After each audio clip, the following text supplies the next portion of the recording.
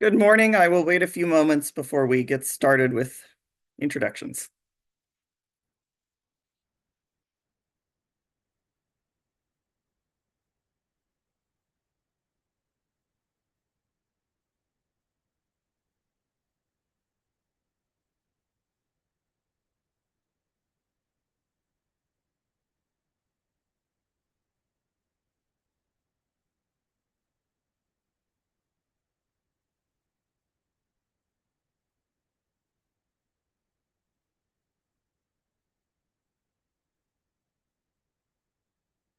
All right, it looks like we have everyone.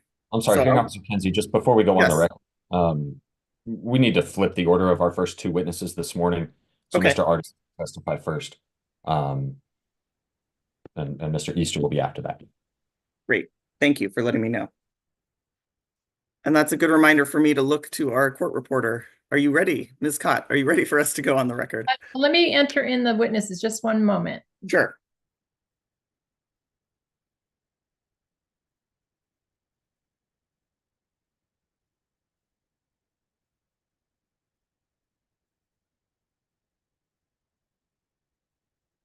Okay, I'm all set. Thank you. Great, thank you. Um, Good morning, everyone. It's October 8th.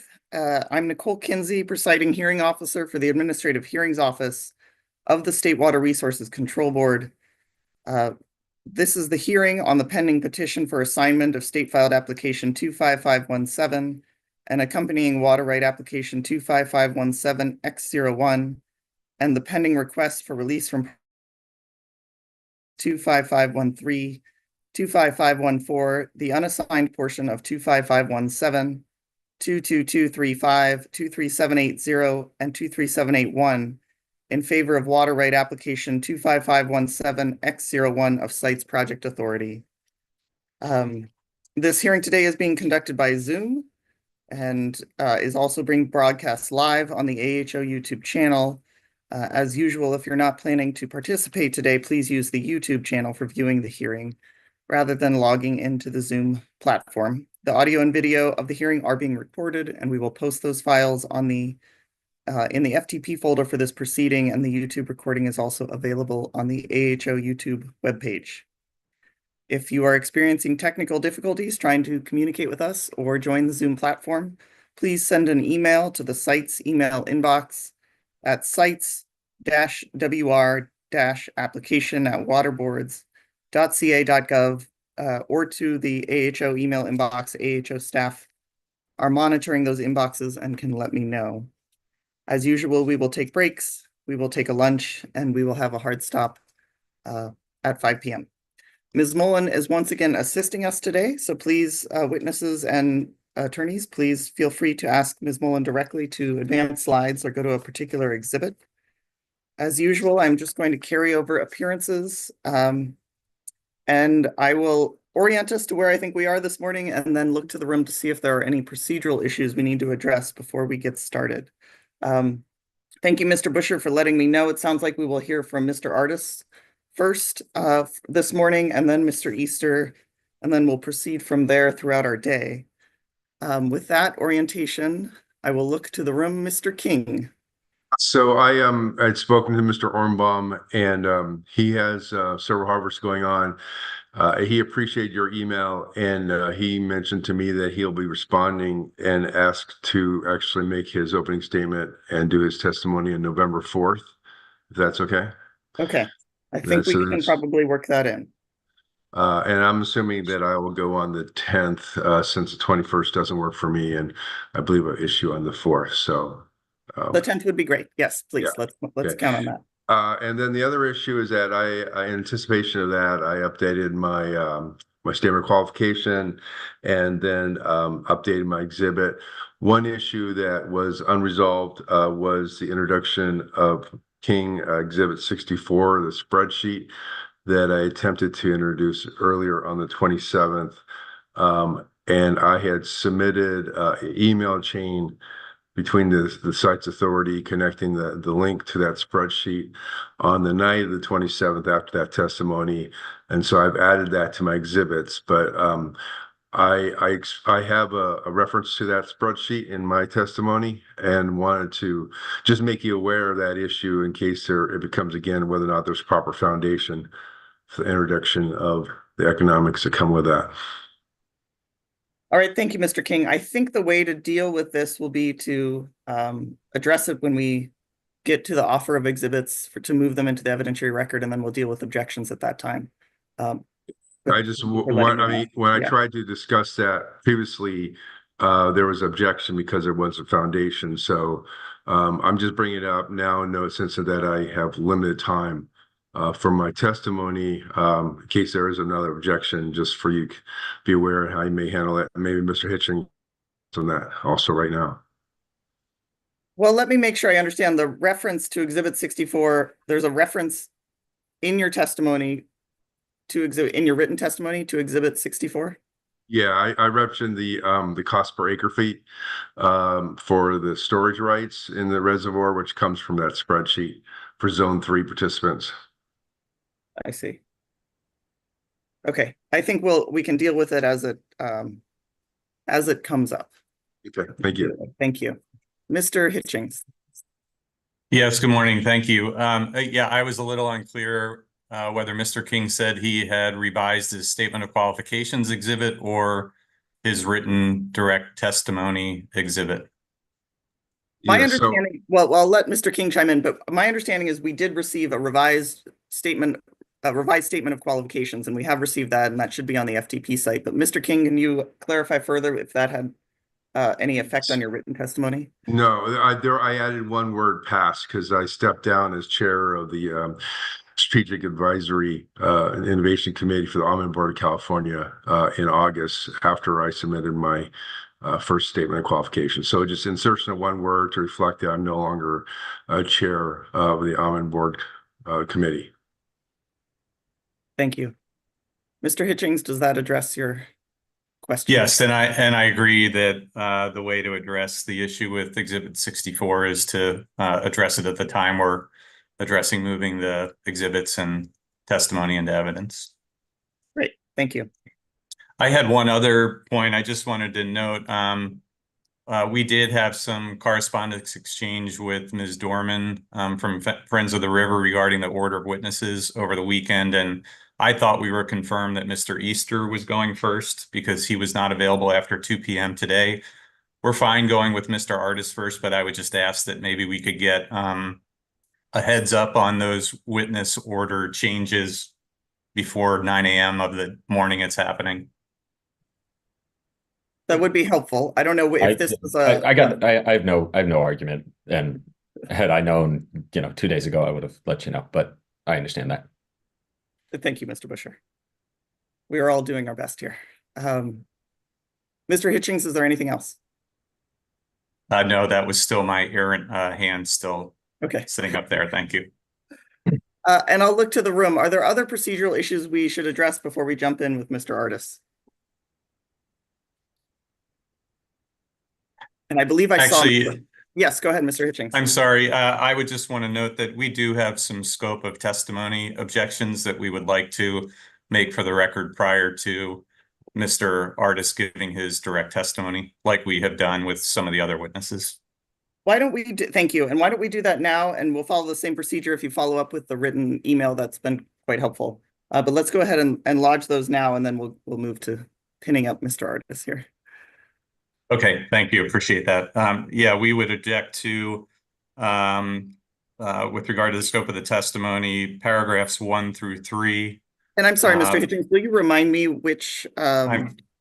Yes, sorry. Yeah, GSSA 1.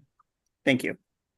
And that's in contrast to GSSA 20, which prior to your prior ruling, that was determined or deemed to be a policy statement. So this is the other piece of testimony that Mr. Artis had submitted for the proceeding. Understood. Thank you. Yeah, so as to GSSA 1, we would object to paragraphs 1 through 3, paragraph 11 in part, paragraph 13 in part, paragraphs 18, 19, and paragraph 20 in part, paragraph 24, paragraph 26 in part, paragraph 27 in part, and paragraph 49 in part, on the basis that it's inadmissible opinion testimony by an expert witness under Evidence Code Section 801. And then we also have objections to paragraphs 31 through 42 on the basis that they are hearsay. In some cases, they are double hearsay, referencing emails from others with statements in those correspondence. So they would be subject to objection under Government Code 11513D, 23 CCR Section 648.5, and then also under Government Code Section 11513, on the basis that their probative value is outweighed by the undue consumption of time. Also would object on the basis of relevance under Government Code Section 11513C for those as well. Thank you. And I'm sorry, Mr. Hitchings, can you give me the CCR site one more time? Yes, 23 CCR Section 648.5. Thank you. You're welcome. Thank And you, we Mr. will follow up with an email detailing those as well. Great. Thank you. And we'll address all of those when we get to that stage. Thank you, Mr. Busher. I assumed you would. Thanks. With that, I think we can invite Mr. Artis. I will invite my team to pin Mr. Artis, so we bring him up virtually to the front of the room. And I will go ahead and administer the oath. And then, Mr. Busher, will you be presenting the witness today? Yes. Great. Thank you. Good morning, Mr. Artis. If you would please, thank you. Come off mute and raise your right hand. Do you swear or affirm under the penalty of perjury that the testimony you will give in this hearing will be the truth, the whole truth, and nothing but the truth? Yes. Thank you very much. Please go ahead, Mr. Busher. Thank you, Hearing Officer Kinsey, and good morning, Board Member Firestone and others. We're going to start with the testimony of Scott Artis regarding mostly the impacts to the salmon fishery and salmon as a result of the project. Mr. Artis, can you please state your name for the record? Sure. It's Scott Artis, Scott William Artis, And what is your current job? Executive Director of Golden State Salmon Association. Is Exhibit GSSA 1 a copy of your written testimony in this matter? Yes, And did you prepare that document? I did. Yes. And does that testimony include a statement of your qualifications at paragraphs 4 through 9? It does. Yes. Is Exhibit GSSA 20 an additional statement about the interests of Golden State Salmon Association in this matter? Yes, it is. Did you prepare that document? Yes, I did. And are exhibits GSSA 2 through GSSA 19 true and correct copies of materials that you relied upon and cited in your testimony in this matter? Yes, they are. Is exhibit GSSA 21 a true and correct copy of a presentation and summary of your testimony? Yes, it is. And did you prepare that document? I did. Ms. Mullen, if we could put GSSA 21 on the screen, and Mr. Artis, I will turn it over to you if you could please summarize your testimony. Good morning, Hearing Officer Kinsey and the rest of the Administrative Hearing Office. I appreciate the opportunity to be here today. As I said, my name is Scott Artis, and I am providing this testimony as Executive Director of Golden State Salmon Association, which is a California nonprofit organization whose mission is to restore California's salmon for their economic, recreational, commercial, environmental, cultural, and health values. Our members represent a diverse background spanning the fishing industry to concerned Californians and salmon advocates. Next slide, please. It sounds like we don't have the slide up. It sounds like we can't find GSSA 21, which, so I apologize for that interruption here. No worries. We may have it misfiled, or we may not have it.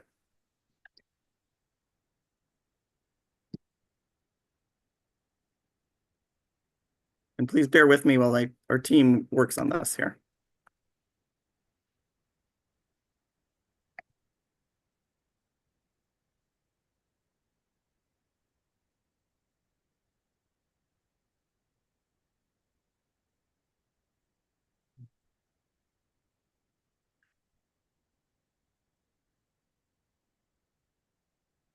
We have located it.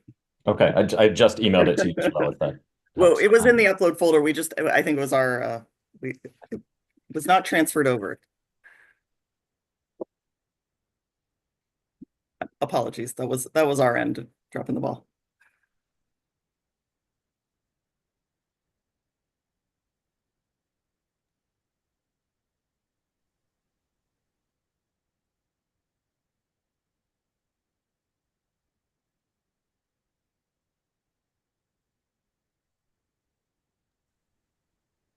Ms. Kenzie? Yes. Yeah, I realized that we had not had that as well. Right. So I just want to make a note that we would reserve any objections to this. I think that's fair. Thank you, Mr. Hitchings. I was simultaneously coming to the same conclusion.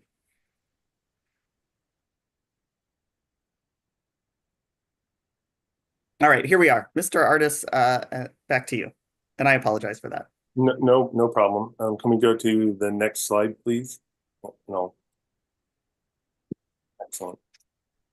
So the purpose of my testimony is to present the negative impacts which will be exacerbated by site's reservoir to the commercial and recreational fishing industry, coastal and inland towns, and the people that rely upon a healthy salmon fishery, an economy that was built upon the state's once thriving Chinook salmon runs. Those very salmon runs flourished with unimpeded cold water flows and historically numbered in the millions. With the advent of dams, reservoirs, and other state water projects in the mid-1900s, spawning Chinook and Central Valley rivers declined and hovered between 200,000 and 400,000 fish annually. With increased water diversions and higher river temperatures below dams, we now find ourselves in the state's second consecutive year of a salmon fishing season closure, representing only the fourth time in the state's history. And a river, the Sacramento, that is no longer the backbone of the salmon fishing industry south of the Columbia River. Next slide, please. And Mr. Artis, if I can pause you and just ask you to slow down a little bit for the benefit of our court reporter. Will do. By restricting critical cold water flows that salmon need, particularly during juvenile outmigration, rivers and tributaries that were once able to support sustainable salmon runs, like the winter run Chinook salmon and Central Valley spring run Chinook salmon, and in turn, the commercial and recreational salmon fishing industry, are now at really high risk of extinction in the near term. Naturally spawning fall run Chinook in the upper Sacramento River that averaged 175,000 fish between 1995 and 2004 have been dramatically reduced to a mere 6,160 fish in 2023, which is more than a 96% decline in the last 2 decades. In 2023, only 200 spring run Chinook returned to Butte Creek, fewer than 50 returned to Mill and Deer Creek combined, 0 returning fish on Antelope Creek. Clear Creek received just 15 fish, and only 500 to 800 returned on the Feather River.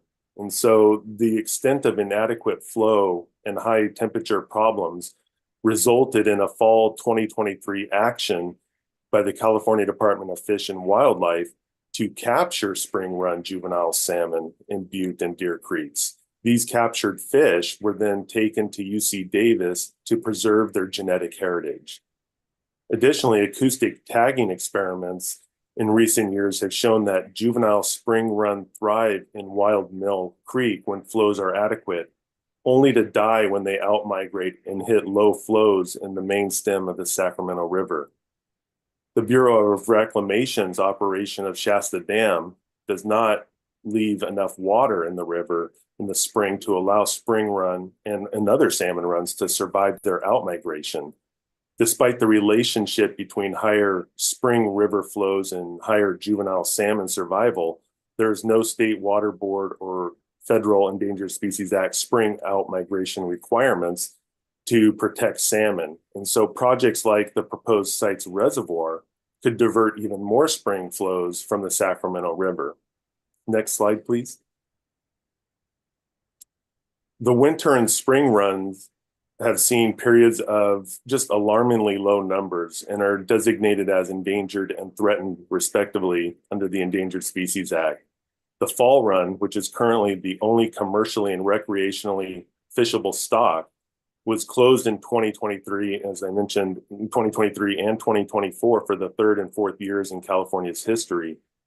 And the late fall run has been eliminated for most of its native spawning habitat. All 4 Chinook salmon runs are dependent upon cold water flows and now releases from reservoirs for migration and spawning. And with no out-migration flow requirements for fall run salmon, water development projects that divert additional water needed by out-migrating salmon to survive their migration down the Sacramento River and through the Delta could significantly harm Central Valley salmon runs. And it would even threaten extinction for some of the salmon runs, and then even threaten the long-term viability of the salmon fishing industry. Next slide, please.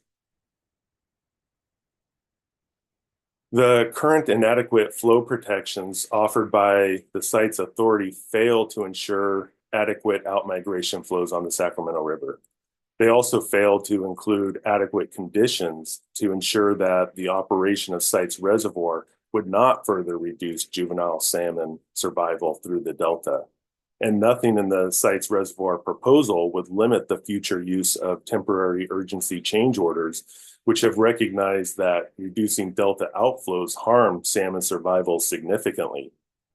In addition to impacts from inadequate flows, Central Valley Chinook salmon eggs, juveniles, and even spawning adults are exposed to lethally high water temperatures because dams block access to cold water habitats at higher elevations, and because reservoir operations frequently release hot water into salmon spawning and rearing habitats.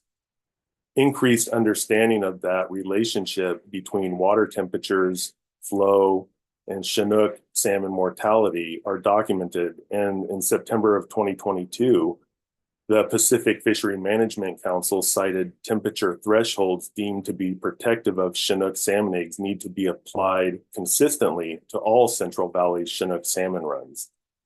Restoring and sustainably maintaining Chinook salmon runs requires river flows and temperatures consistent with average egg smolt survival of the species.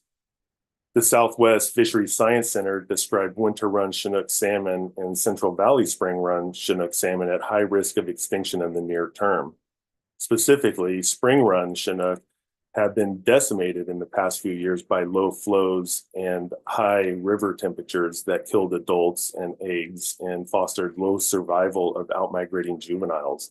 In fact, Central Valley spring run salmon might have outnumbered fall run as one of the West Coast great salmon runs in the past. Now we are at a point where the state had to send biologists to creeks in the upper Sacramento River to capture yearling spring run salmon in the wild, transfer them to UC Davis, as I said, as a protective measure to safeguard the run from extinction. Next slide, please. Through my position with Golden State Salmon Association, I regularly interact with commercial and recreational fishing businesses and fishermen and women. And the closure of the 2023 and the 2024 salmon fishing seasons has put thousands out of work, threatening the livelihood of fishing families and communities, including commercial fishermen and women, charter boats, fishing equipment manufacturers and retailers, fish brokers, marinas, hotels, cafes, and more. On the Central Coast and in the Bay Area, along Central Valley rivers, up the North Coast and into Oregon, salmon fishing families are struggling to make mortgage payments on their homes or their boats and keep their businesses afloat. There's been a few reports that have calculated the specific economic impacts of California's salmon fisheries since the state's first 2 salmon fishing season closures in 2008 and 2009. In an analysis conducted by Southwick Associates, they conclude that a healthy, well-managed California salmon fishing industry produces $1.375 billion in economic activity and 22,825 jobs. The analysis also reports that if California's salmon population could be restored to those historic levels, the economic impact of the salmon fishery could exceed $5.6 billion annually and 94,000 jobs. And adjusted for inflation, the Southwick Associates impact of $1.375 billion from April 2010 would be valued nearly $2 billion as of June 2024. Even taking other economic estimates into account, that number could span $500 million to $2 billion in economic activity each year. Next slide, please. As I said, through my position with Golden State Salmon Association, I hear directly from those in the fishing industry who are personally being impacted by the closures and continued declines in the fall run Chinook salmon population. From selling fishing vessels to laying off staff, whether that's seasonally or permanently, sitting on thousands of dollars of salmon fishing inventory for now 2 years, to listening to sporting goods store managers tell me they have to lay off staff during salmon season in the hopes of rehiring personnel when duck season begins.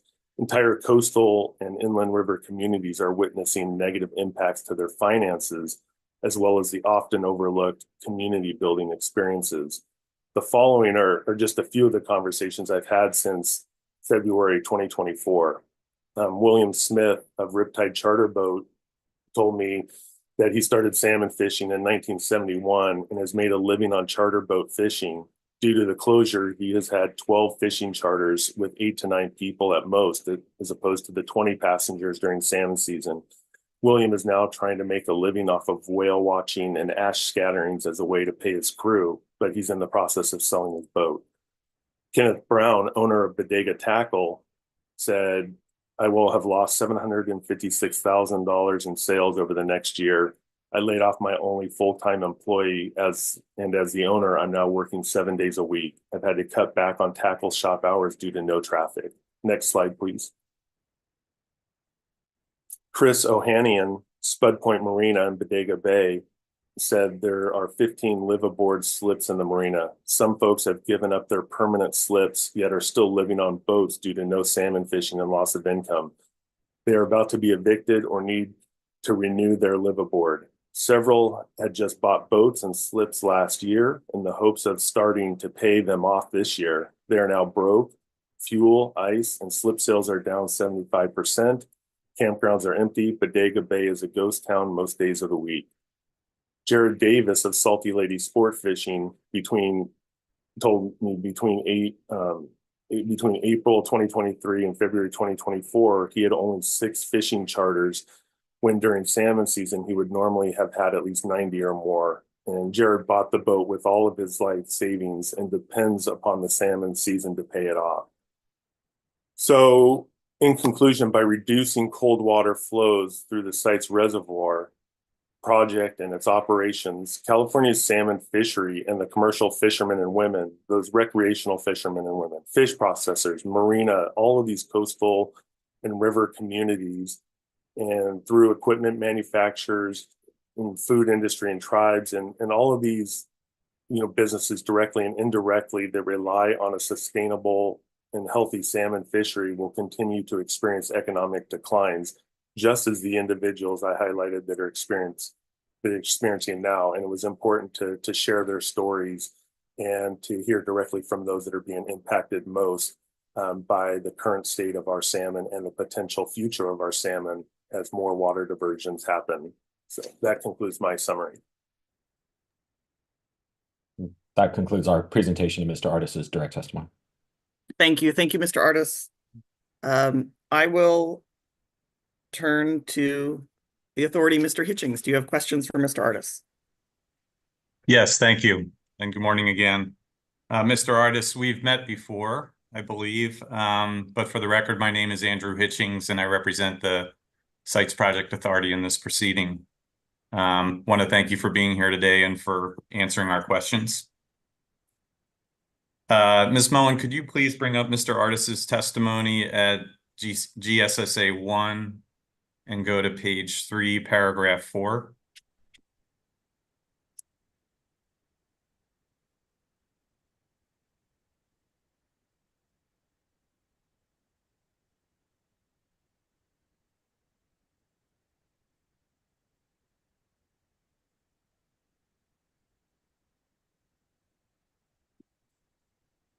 So, Mr. Artis, you state at lines 24 to 27 that the current inadequate flow protections offered by the site's authority fail to ensure adequate out-migration flows on the Sacramento River.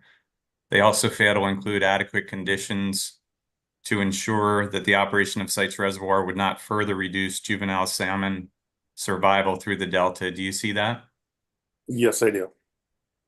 And that same statement appears in your testimony on page 7 in paragraph 15 and on page 16 in paragraph 49.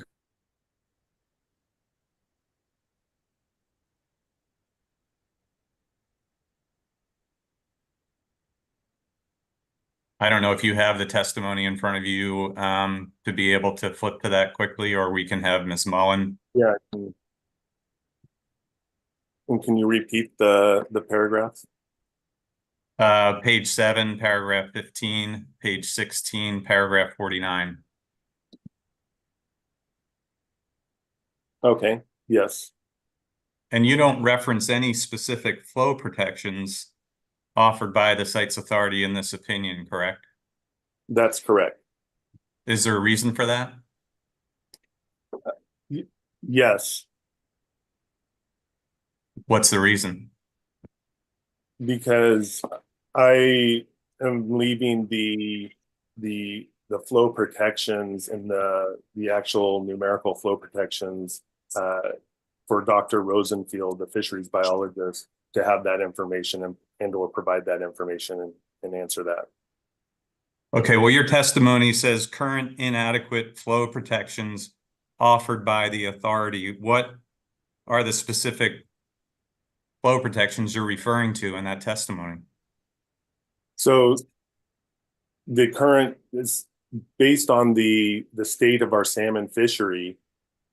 There's inadequate flow protections that are happening now, and so by exacerbating or diverting more water, that will only cause more harm to salmon, based on my experience. So more diversions is less water and less flows for the salmon that they need to survive and thrive. But what are those flow protections offered by the authority that you're referring to? So essentially that more diversions, or so a lack of diversions, and again I'm leaving the numerical stuff to Dr. Rosenfield to be able to provide that answer. But So you don't have, sorry, go ahead. Just based on the current status of more diversions that the site's operations and the reservoir will have, is how I'm basing that testimony on. But you can't give any specifics as you sit here today, what that is, other than just referring to Dr. Rosenfield's testimony? I don't have that at my fingertips, no.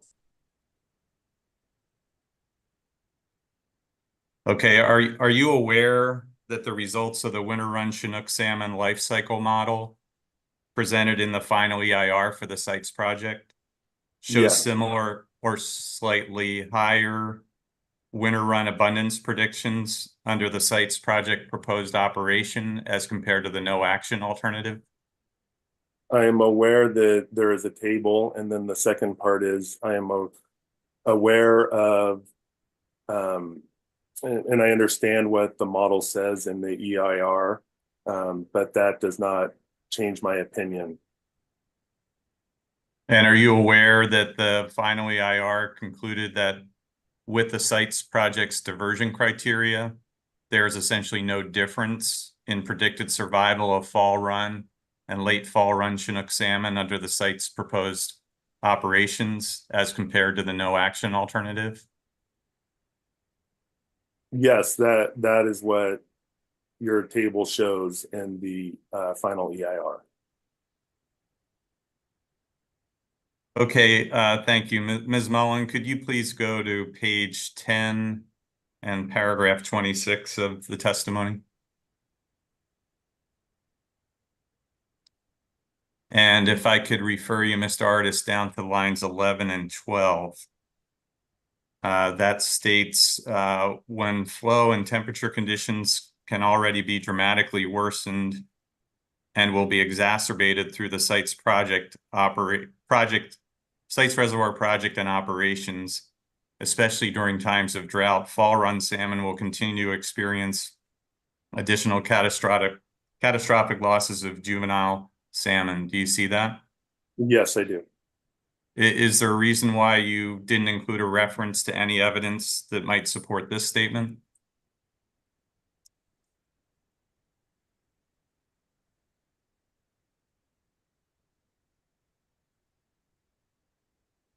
I do not. I do not have a reason. It may have just been an oversight. As you sit here today, can you identify any specific evidence that supports that statement? I wouldn't be able to do so without looking through my notes. Can you provide a citation to any exhibits that contain that evidence? Not at my fingertips. Okay, if we could go to Ms. Mullen, page 10, paragraph 27. So it looks like it's the same page here.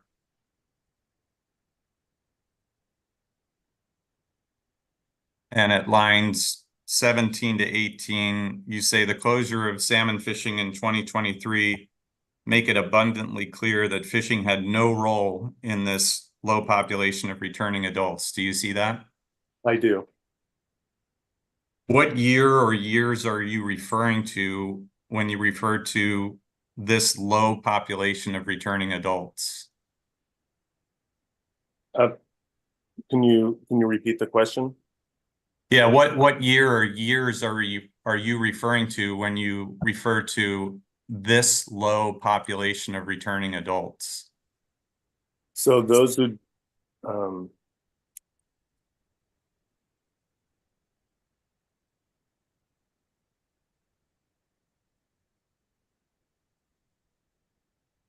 so the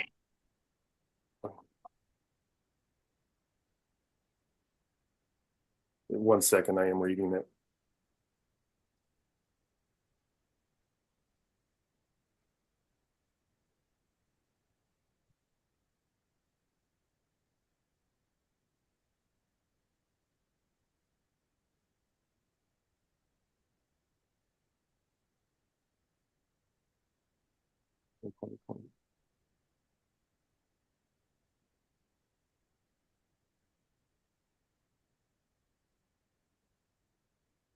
So this is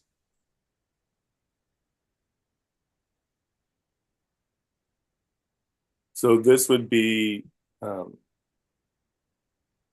like from that of the 2020 and 2021 year classes.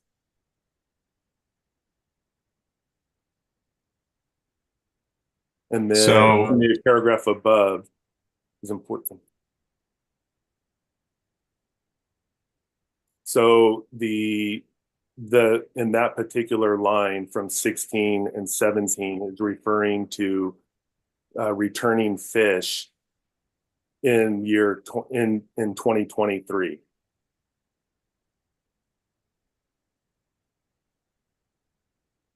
And are you talking about the returns that would have been attributable to the 2020 and 2021 year classes referenced at the end of the preceding paragraph? So the year classes, what this is referring to is the fish that were and did return in the year 2023 which would have been impacted or would have seen if there was a fishing season. The fishing season off the coast would have occurred and would have impacted returns in 2023. But because there was no fishing that happened in 2023, those returns, those very low, disastrous returns that we saw come back to Sacramento rivers in California and the Central Valley rivers in California were low without any added fishing pressure that would have happened off the coast and or in river fishing. Well, have you reviewed any studies or reports concluding that ocean harvest played no role in any low populations of returning adults in 2020? Can you repeat that, please? Have you reviewed any studies or reports concluding that ocean harvest played no role in any low populations of returning adults in 2020? It's possible, but I don't recall specific reports on that. This was specifically referring to, this particular paragraph was specifically referring to the closure and no fishing that happened in 2023, and yet there were still low returns that happened last year. But prior year classes can affect the return of adult salmon in subsequent year classes, correct? If it's within the same 3-year life cycle? So can you repeat that just so I make sure I understand what you're Yes, the abundance in prior year classes can affect the adult returns in subsequent year classes if they're within that same 3-year life cycle, correct? It's possible that, depending on, it is possible. But depending on when that is, depending on the size of those fish and, when that occurred, because there are going to be some smaller fish. It's not, like fishing in 2020 as say that year class is just migrating out to the ocean are not going to be, fishable. Okay, well, let's go to Ms. Mullen and Ms. Kinsey. I sent a potential cross-exam exhibit yesterday afternoon. It's the March 2024 Pacific Fishery Management Council report. And if that could be labeled CITES exhibit next in order, I'm not sure which number or numbering convention you're using for cross-examine exhibits versus case in chief, or if it's just chronological. I think we're just going chronologically, but I'm not sure. Well, I think I'll get here in a moment a hint as to what number we're at here. Okay, thank you. Thank you. CITES 283 is the report I get. So once we get it up, we'll mark this as CITES 283. Thank you, that's helpful.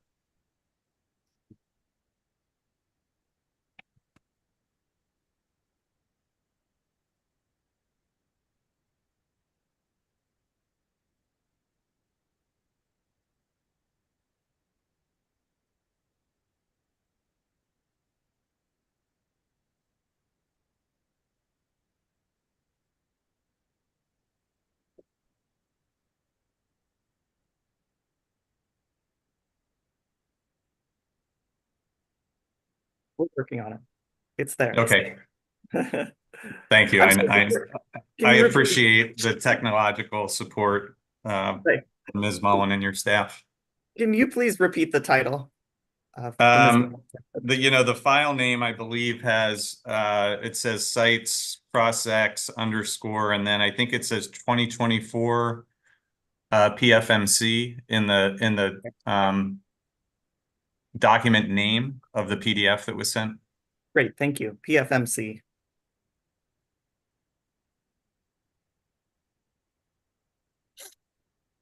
That's it. Great.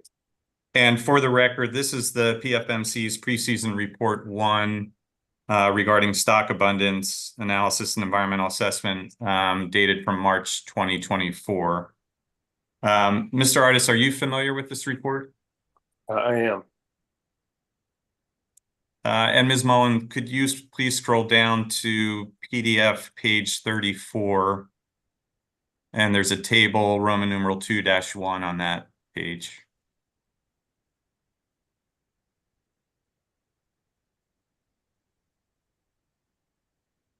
And Mr. Artis, I'll direct you to the row for year 2019 in that table. Do you see that? I do. Okay, according to the 4th column from the left for 2019, it indicates that an estimated total of 323,000 Sacramento fall run were harvested in the ocean fishery that year, correct? That is correct. And the spawning escapement total column and the exploitation rate column for that same year indicate that 164,000 fall run returned to spawn, resulting in a harvest exploitation rate of 68%, correct? That's correct. For year 2020 in that table, it indicates that an estimated total of 200,000 fall run were harvested that year, correct? That is correct. And it also indicates nearly 138,000 fall run salmon returned to spawn, resulting in a harvest exploitation rate of 61%, correct? That's correct. And for 2021 in that table, it indicates that an estimated total of approximately 207,000 Sacramento fall run were harvested that year, correct? That is correct. And it also indicates that not quite 106,000 fall run returned to spawn, resulting in a harvest exploitation rate of 68%, correct? That is correct. For the year 2022 in that same table, it indicates that an estimated total of approximately 186,000 Sacramento fall run were harvested that year, correct? That's correct. And it also indicates that slightly less than 62,000 fall run returned to spawn, resulting in a harvest exploitation rate of 76%, correct? That's correct. Is it also true that the Pacific Fishery Management Council has determined that the minimum number of adult fall run salmon returning to spawn in the Sacramento Basin should be 122,000 fish? Yes. So in both 2021 and 2022, had the ocean harvest been managed so that at least 122,000 fall run salmon returned to the spawning grounds, isn't it possible that could have helped to prevent the fishery closures that occurred in 2023 and this year? Objection, speculation. I think that's fair. Mr. Hitchings, can you be more specific? Well, we've been talking about causes of returning adult salmons. He said it plays no role, and I'm asking whether it's possible. That doesn't seem like it calls for speculation.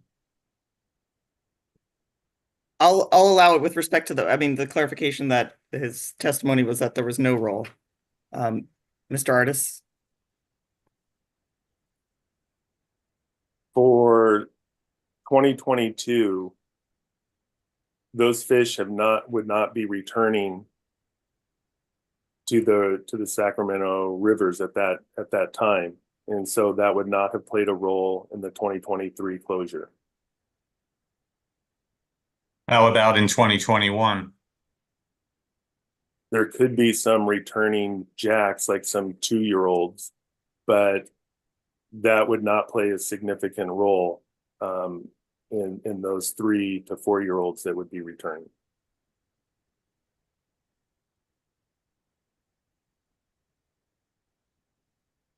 Would you agree that excess ocean harvest has at least contributed to the closure of salmon fisheries in 2023 and 2024?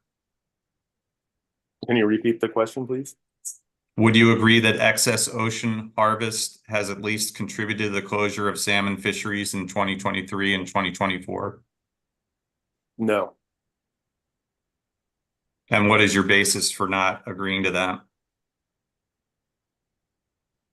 I don't see, and I would have to study that, but I don't see the evidence that there was an abundance of ocean harvest that contributed to the closure.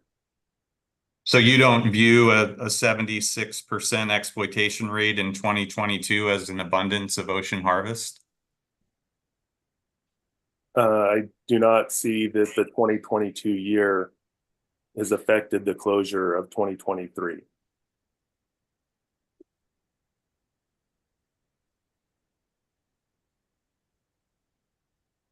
Okay, thank you. We can pull down this exhibit, Ms. Mullen, and I'd like to actually pull up the other exhibit I emailed yesterday, and it's the Declaration of Bradley Cavallo.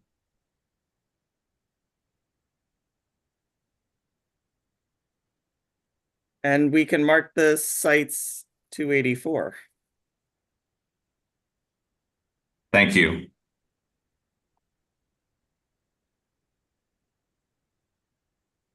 And for the record, this is a sworn declaration submitted on October 31st, 2022 in the PCFFA et al.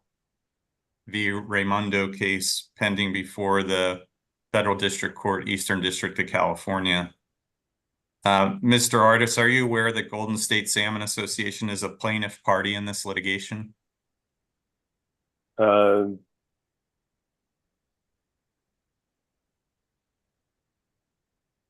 I am not familiar with the details of this particular case. Do you know that whether this case involves a challenge to the adequacy of the 2019 NMFS biological opinion for long-term operations of the CBP and State Water Project? That's correct. Yes, I do remember this now. Yeah. Do you recall or do you know whether GSSA is a plaintiff party in that litigation? In the interim operations plan, I believe so, but I would need to look at my my docket to make sure. Okay, have you ever do you recall seeing or reviewing this declaration before? I do not recall, but that doesn't mean I have not. Okay, well, let's go to page 11, paragraph 17, if we can, Ms. Mullen. And I want to walk you through a few statements here to see if you would agree or disagree. I'm going to object on foundation grounds. He said he's not familiar with the document or the declaration. This is. Well, I don't think he has to be familiar with the declaration to be able to read a sentence and give an opinion whether he agrees with it or not. I mean, there's like we're at docket entry 414 in this litigation as reflected on the exhibit. He said he's not familiar with it. Like that's a lot of context and background that comes with this. But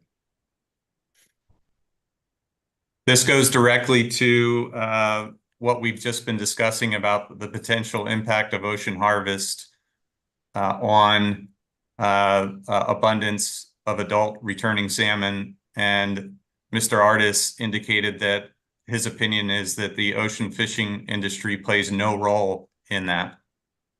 I mean, okay, fair enough. But I mean, that just sounds like rebuttal testimony, not questions for him. I'll stop, but. I think I'll allow, so for my benefit, Mr. Hitchings, can you orient, I mean, will you just some foundation of who the declaration is from? The declaration is from an expert for Sacramento River settlement contractors that are also parties to this litigation as intervener defendants on the other side of the V from Golden State Salmon Association and other party plaintiffs in the case.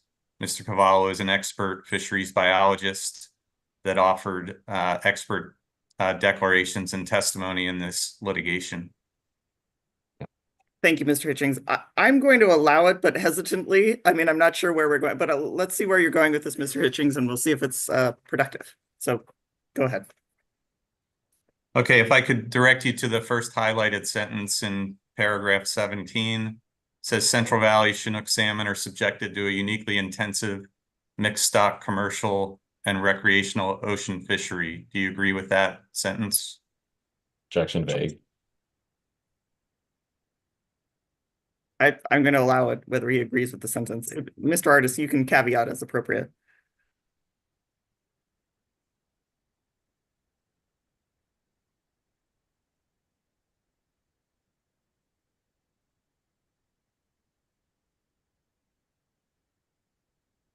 I would agree that it's subjected to a mixed stock commercial and recreational ocean fishery. You know, I'm not really sure of how and what the definition of intensive would be and how that plays into it.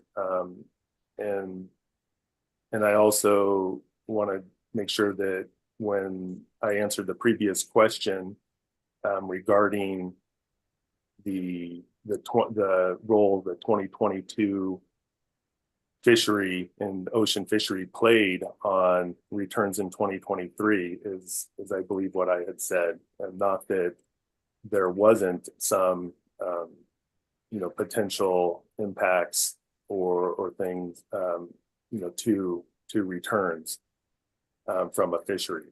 So I just wanted to make sure that that was clear, that I was commenting on the returns from 2022 and 20 and the role that it played in the closure of 2023.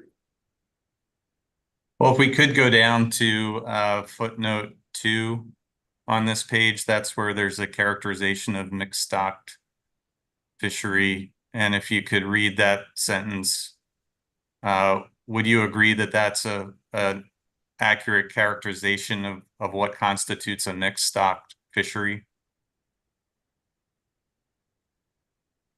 That's correct. And can you explain the difference between a mixed stock fishery and a marked select fishery?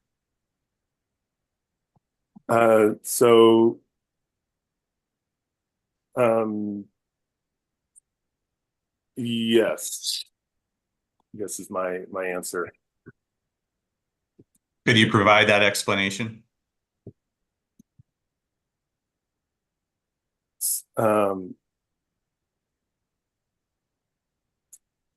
I'm hesitant to, just in case I get something wrong, to be able to provide the exact definition of it.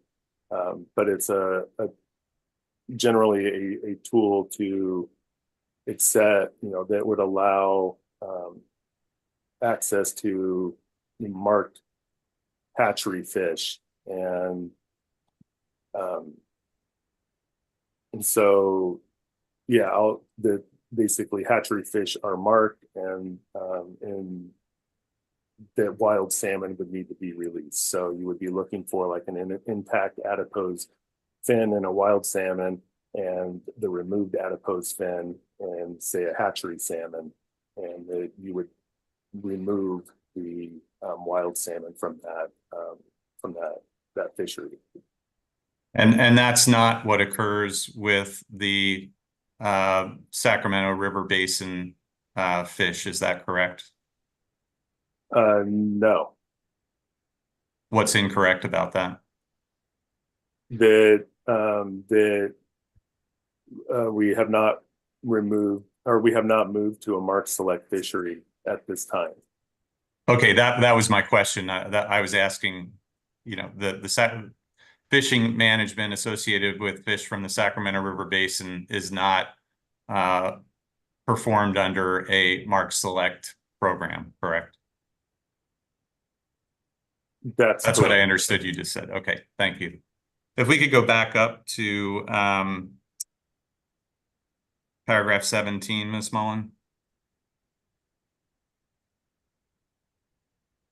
And the second highlighted sentence in that paragraph says that ocean harvest impact rates for Central Valley Chinook salmon are greater than those typically experienced by salmon originating from the Klamath River system and for Chinook stocks originating north of Oregon.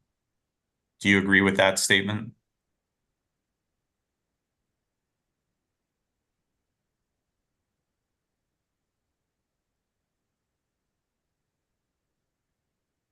I actually, I don't. I would say that I don't know, not having the numbers at the tip of my fingers to be able to say a yes or a no.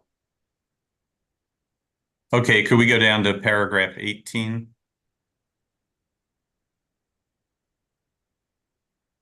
And that's actually on page 12, the next page.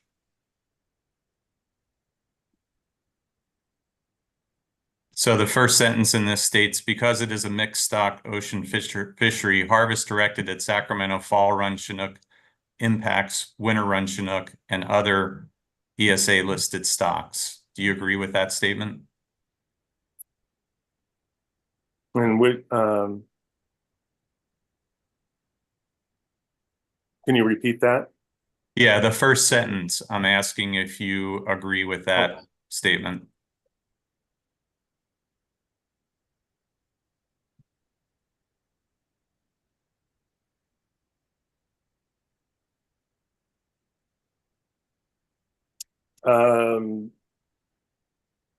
I would probably not be the best to agree or disagree with that one. I would leave that to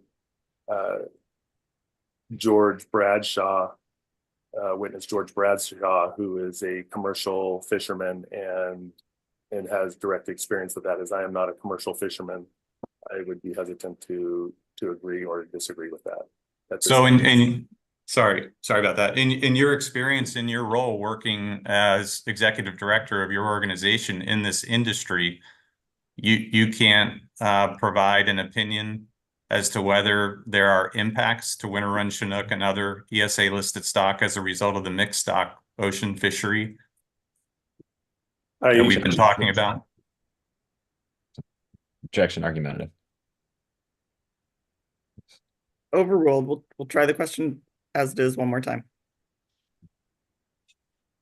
So again, given your role and the position and your qualifications you provided here, you can't provide an opinion on whether there are impacts to winter run Chinook and other ESA listed stocks as a result of the mixed stock ocean fishery that governs the fishing industry we've been discussing?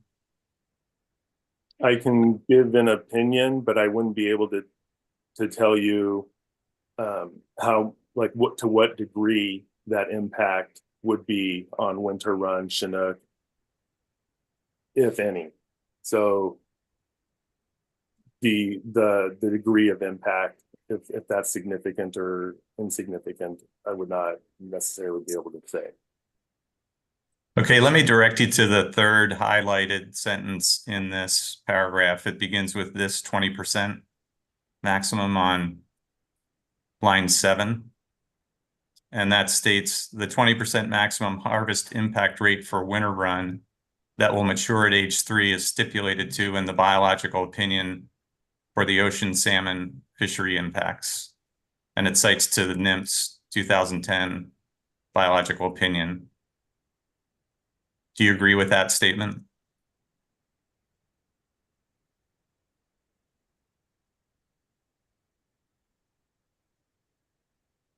Yes. And the next highlighted sentence says, prior to implementation of this new biological opinion, for the year's data is available 2000 to 11, estimated harvest impact rates to age 3 winter run were as high as 28%. Do you agree with that statement? I have not seen the reference, so I wouldn't be able to agree or disagree. I don't have that data at my fingertips to know if that is correct or not.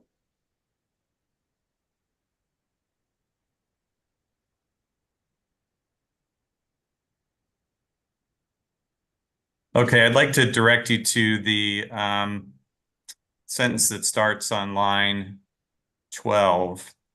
And maybe we can scroll down.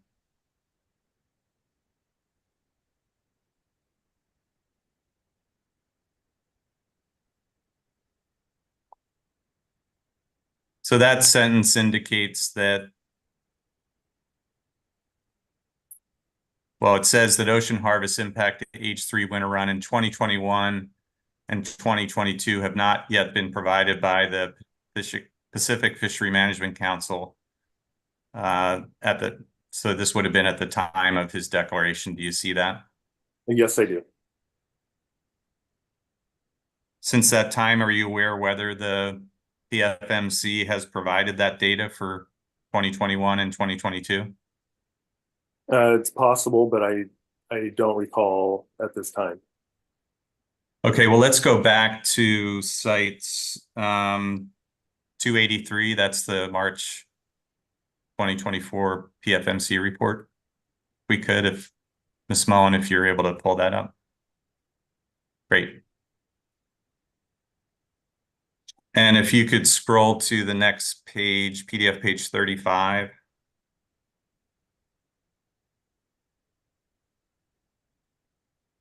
And if you could scroll down to the years at the bottom. Yeah, thank you.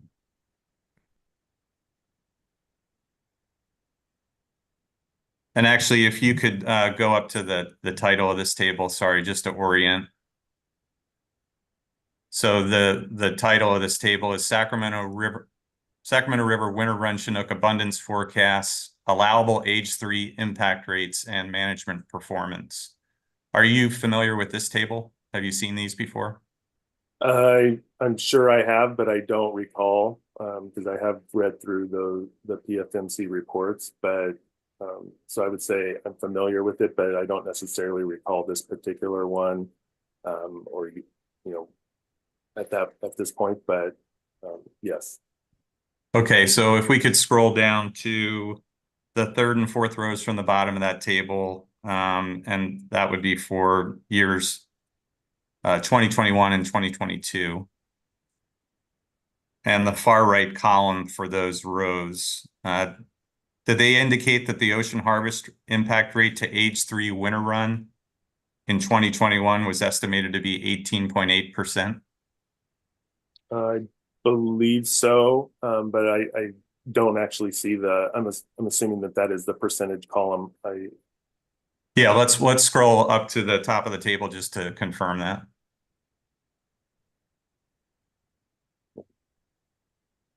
That's correct. Okay, and then if we could go back down for 2022, this indicates that the ocean harvest impact rate to age 3 winter run salmon in 2022 was estimated to be 26.2%. Is that correct? That's correct. And so that rate exceeded the 20% harvest impact rate allowed for the ocean harvest of winter run in 2022, correct? That is correct.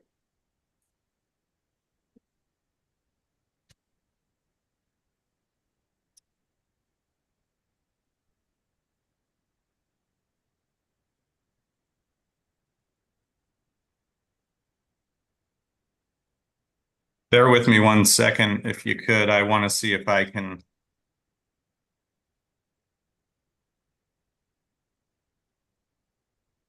pare down some of the follow-up questions I have related from the Cavallo Declaration.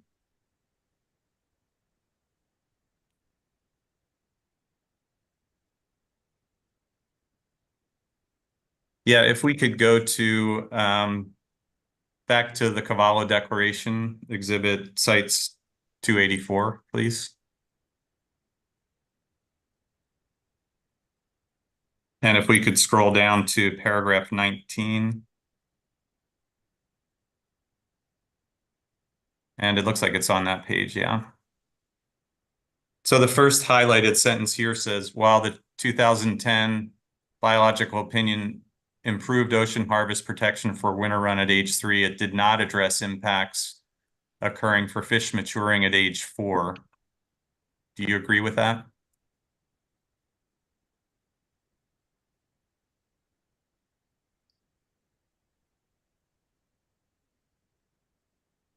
I believe so, but I would need to review that 2010 biological opinion again, specific for the winter run.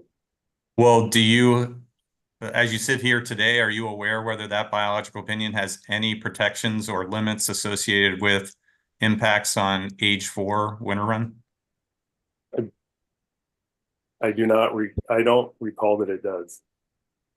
Okay, and then the next sentence states winter run Chinook salmon maturing at age 4 are exposed to a full season of ocean harvest, during which they are not protected by either minimum size limits or seasonal area closures. Do you agree with that statement?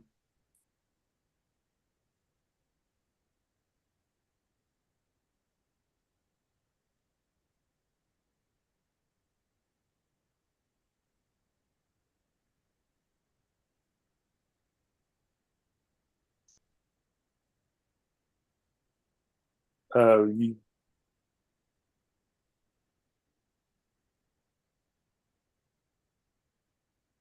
generally, yes, but I, I would leave that to George Bradshaw, but there are like seasonal, like time area closures that are done through the PFMC management process for this, but I am not an expert on necessarily the commercial aspect of fishing, and that's why I would leave that to George Bradshaw as an upcoming witness to be able to really speak to the time area closures and the seasonal area closures on this particular topic.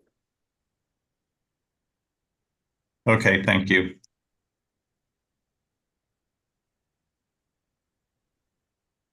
Actually, I'd like to go back to GSSA 1, Mr. Artis's testimony, if we could.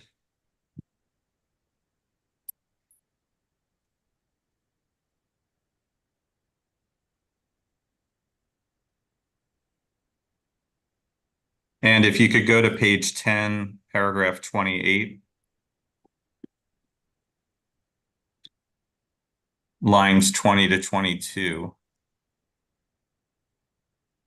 So in this section, you state that nothing in the site's reservoir proposal would limit the use of temporary urgency change orders, TUCP, which clearly show that reducing delta outflows harm salmon survival significantly. Do you see that? I do. And in this section 5 of your testimony, and the heading for that is on line 19, this section at paragraphs 28 through 30, you're referring to TUCPs submitted by Reclamation and the Department of Water Resources, correct? That's correct. And do you believe that the site's project authority has the power to dictate to Reclamation or DWR any limits on their use of TUCPs? Can you repeat that?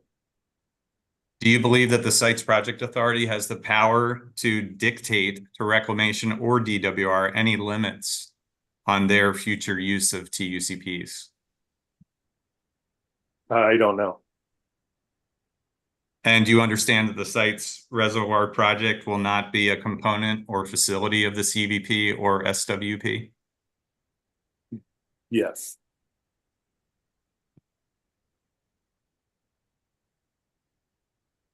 If you could go down, Ms. Mullen, to page 11, paragraph 29. You state at lines 4 to 5, additionally, the order concludes the changes proposed in the TUCP have the potential to negatively impact fish species. And you're referring to the April 4th, 2022 TUCP order in this, correct? I believe so. Okay, if we could actually pull up GSSA 11, and that is that April 4th, 2022 TUCP order.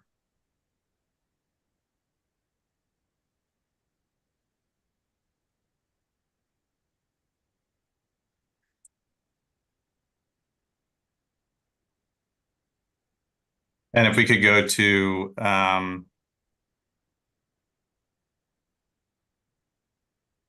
page 41, section 6.4.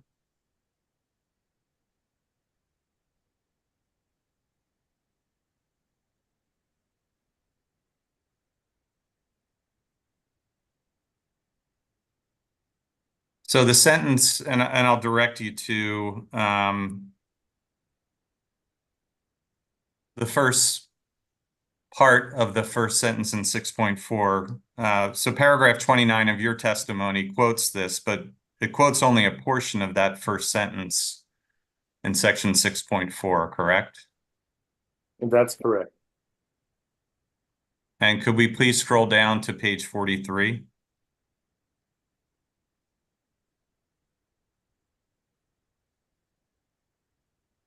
And I'll direct you to the actual concluding sentence in section 6.4, which is right before the next heading 6.5. That says, based on the above, the potential for impairment to fish, wildlife, and other in-stream beneficial uses from the approved temporary changes is not unreasonable considering the benefit of the changes and the impacts that it could occur if the temporary changes are not approved. Do you see that?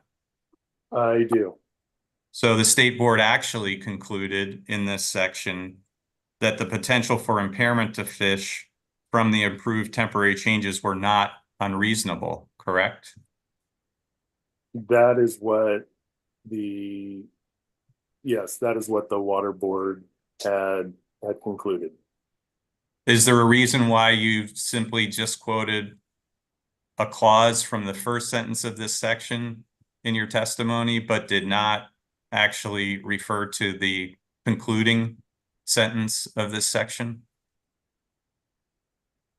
Because there is an impact that would happen to fish, and based on, even on the concluding statement, based on the above, the potential for impairment to fish, wildlife, and other in-stream beneficial uses from the approved temporary change is not unreasonable,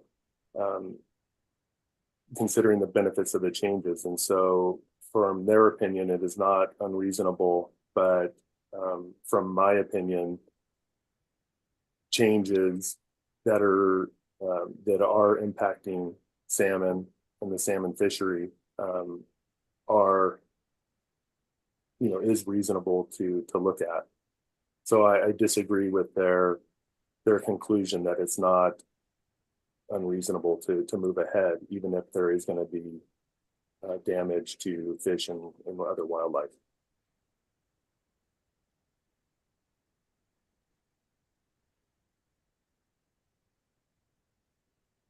Okay, I'd like to go back to Mr. Artis's testimony, Ms. Mullen, if you could, to page 11 and paragraph 30.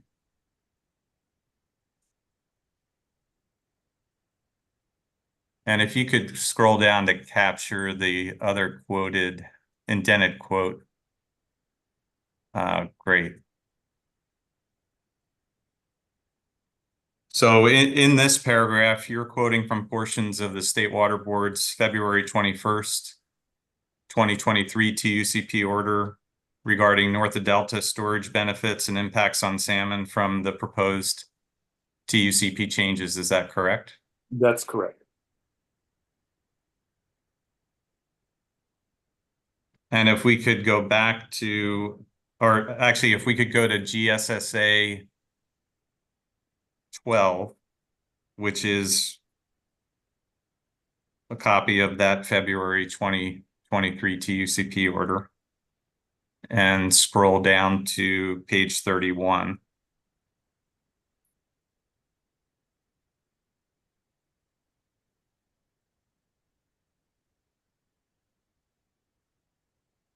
And if you could go down to section 6.3 Again, I'd like to highlight the concluding sentence in that section. So I think it's at the bottom of section 6.4.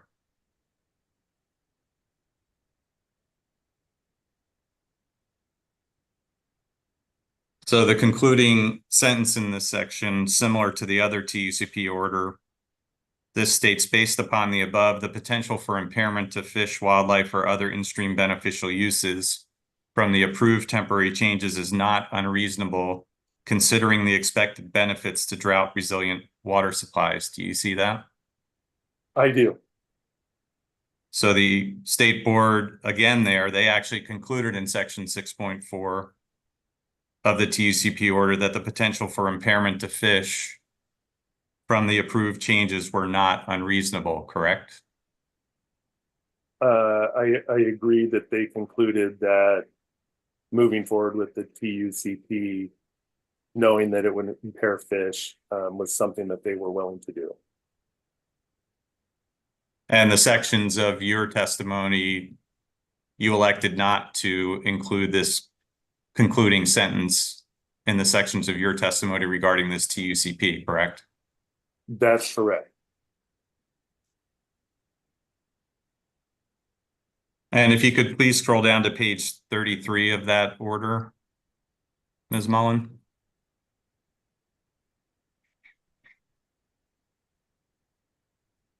And I'll refer you to the section 7 conclusions section, and in particular numbered conclusions 3 and 4. So in this TUCP order, the State Water Board actually concluded that the petition changes as conditioned by the order will not have an unreasonable effect upon fish, wildlife, or other in-stream beneficial uses, correct? That is what they concluded. And similarly, they concluded that the petition changes as conditioned by the order are in the public interest, correct? That is what they concluded. But it is not, in my opinion, especially during a salmon season closure, where thousands of businesses are at risk and families are having trouble paying their mortgage or their boat mortgages or laying people off, that there was actually a reasonable effect to take that into account, that those impacts to the salmon and the salmon population was something that needed to be significantly considered, as my opinion. But your reference and citation to this TUCP order, you simply cited to those sections of the order and quoted them that support your view, but you decided not to include these ultimate conclusions of the state board, correct? Objection, argumentative, asked and answered. I think we understand, Mr. Hitchings. Thank you. Let's move on. Okay, if we could just go back to GSSA 1, Mr. Artis's testimony.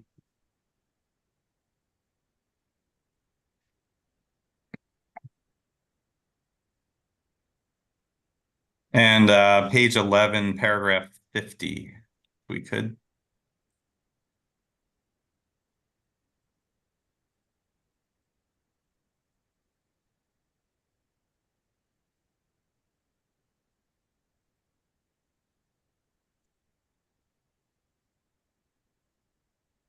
Maybe I have the wrong, let me check the page here.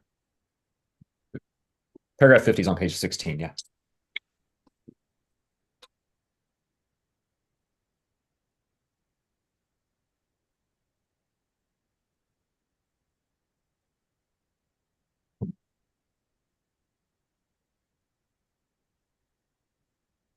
Bear with me one sec. I think I have a typo here.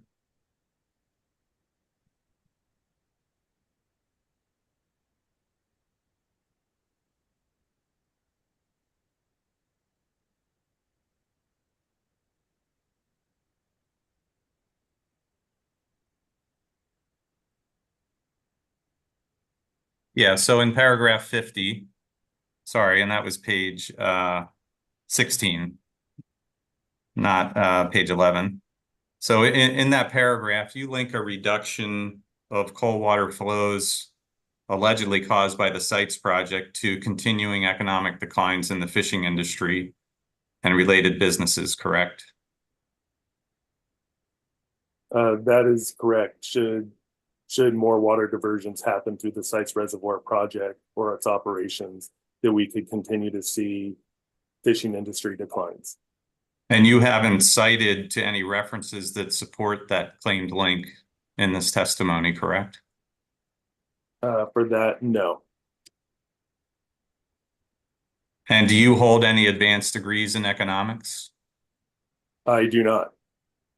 And you haven't personally performed any economic modeling that links potential future fisheries related economic declines to the site's project, correct?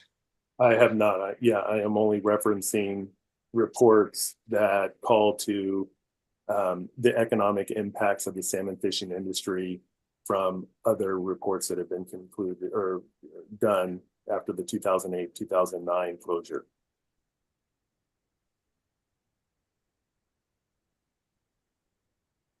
Okay, I think that's all we have for Mr. Artis at this point. Mr. Artis, I want to thank you very much for your testimony and for answering our questions. I do want to note that I believe there were a number of points in the summary presentation that arguably are outside the scope of the written testimony. And so our reservation of objections, under that, we will address those in due course. Thank you, And- Mr. Hitchings. Yeah, Mr. Hitchings, I shared that with your team this morning as well. So Yes, I saw that came across as we started here. Thank you.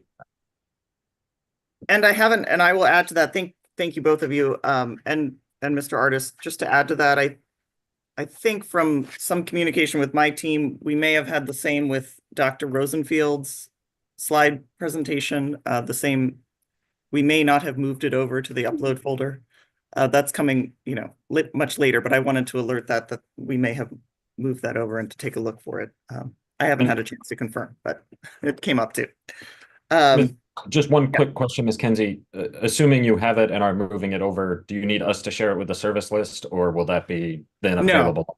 No, it will be available on the FTP just in the same way. I think when you submitted it, we tracked down when it was submitted and the email associated, and I think those two came in on the same day, and I just am not sure if we may have not have moved either one over. So I wanted to raise that. Thank you. With that, I will look to Mr. Soderlund. Do you have questions for Mr. Artis? I do not, thank you. And Ms. Aufenberg? Hearing Officer Kinsey, Ray Stallberg for Reclamation. We have no questions. Thank you, Mr. Solberg. And Ms. Mandel-Rice, do you have questions for Mr. Artis? Just a few. Great, please go ahead. Hello, Mr. Artis. My name is Jenna Mandel-Rice, and I represent the state water contractors. I'd like to turn to paragraph 22 of your written testimony. So I believe that's GSSA 1.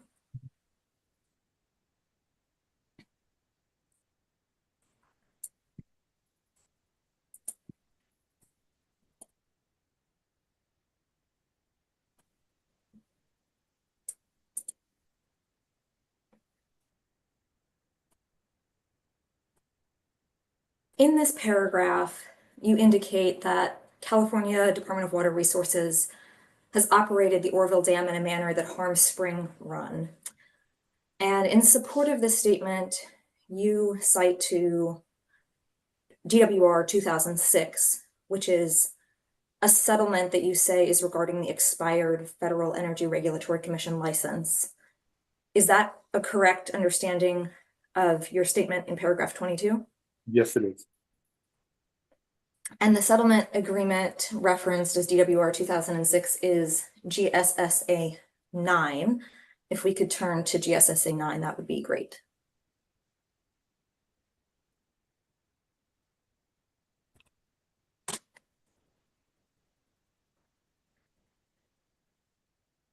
And Mr. Artis, are you generally familiar with the Federal Energy Regulatory Commission licensing process for hydropower projects? A little bit.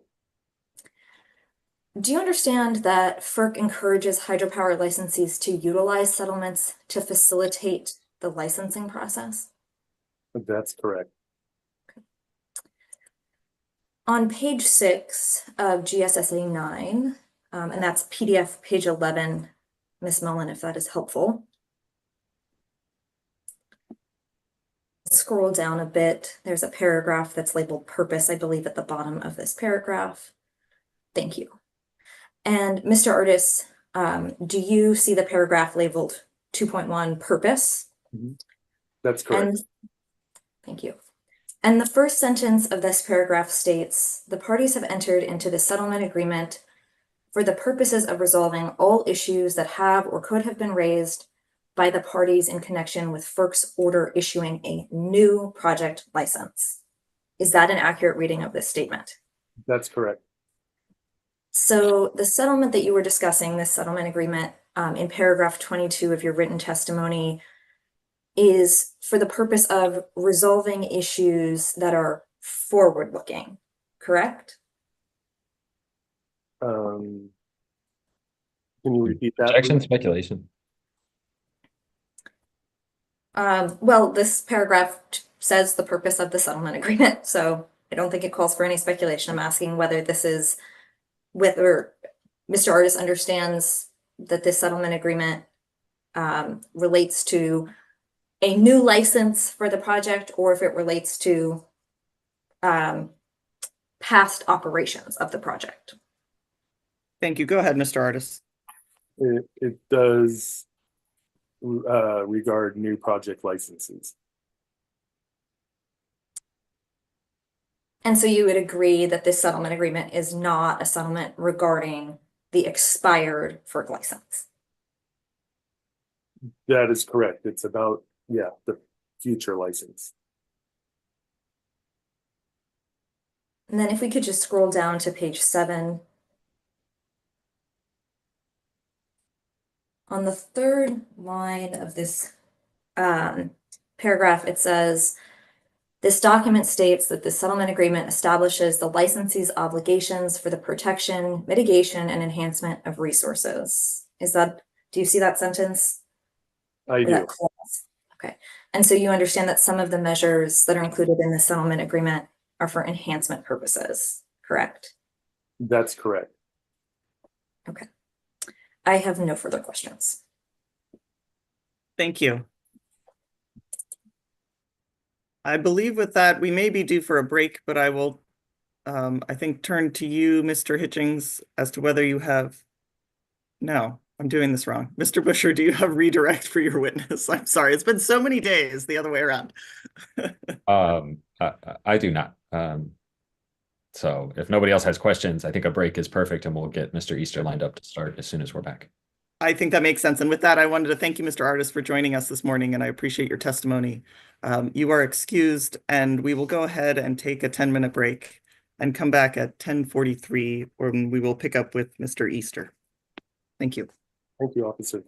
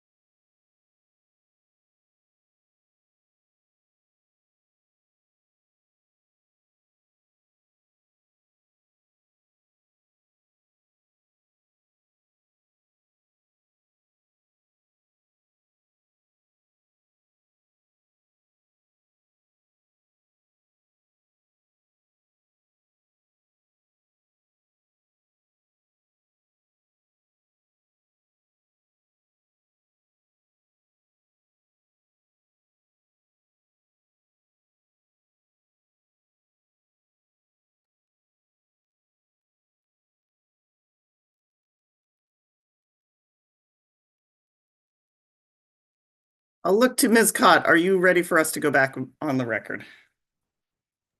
Hey, I'm here. Thank you. Great, thanks. I apologize. I'm late for my own deadline here. With that, I believe I will look to see Ms. Chester. Yes, see your hand is up. Yes, thank you. I just wanted to let you know that we do have some scope-related objections to Mr. Easter's testimony that we would like to state on the record before he gets started with his direct examination. Thank you. Please, why don't we do that now? Please go ahead. So we have an objection to Mr. Easter's written testimony, FOR 20, in its reference to Appendix 1, which was submitted as FOR 165. Our objection to the inclusion of FOR 165 is on the basis of inadmissible opinion testimony by an expert witness pursuant to Evidence Code 801, a lack of foundation pursuant to Evidence Code sections 702 and 800, as well as hearsay pursuant to Government Code sections 11513 subdivision D, as well as California Code of Regulations, Title 23, Section 648.5.1. Additionally, Mr. Easter's summary presentation, FOR 33, includes data and information outside of the scope of his written testimony. Those are slides 3, 4, 6, and 8. In addition, slide 7 includes an image that we would object to the extent that Mr. Easter's discussion of the image exceeds the scope of FOR 20. Thank you, and I will extend our usual practice if you would please submit those in an email to the service list as well. Thank you. With that, I see Mr. Easter is here joining us. I will ask my team if you would please bring me Mr. Easter up on the pinned screen, and I will administer the oath. Welcome, Mr. Easter. Would you please raise your right hand? Do you swear or affirm under the penalty of perjury that the testimony you will give in this hearing will be the truth, the whole truth, and nothing but the truth? Yes. Thank you very much. And with that, I will turn to you. Is it Mr. Busher? Will you be introducing Mr. Easter? Miss Tinney is going to. Ms. Tinney, thank you. Thank you. Mr. Easter, thank you for being with us today. To start, could you please state your name for the record? It's Mark Easter. And do you understand that you are under oath? Yes. Is Exhibit FOR 20 an accurate statement of your written testimony? Yes. Did you prepare that testimony? Yes. Is Exhibit FOR 19 an accurate statement of your qualifications? Yes, with one addition. Could you please tell us that addition? Since I submitted that list of qualifications, I've had a peer-reviewed book be published in September of this year, and that addresses this topic. Great. Are exhibits FOR 165 to exhibits 251 true and correct copies of exhibits to your testimony and relied upon in your testimony? Yes. Is exhibit FOR 33 an accurate summary of your testimony? Yes. And did you prepare that summary? Yes. Great. So then if we could bring up FOR 33, as soon as we have that up, then Mr. Easter, please summarize your testimony.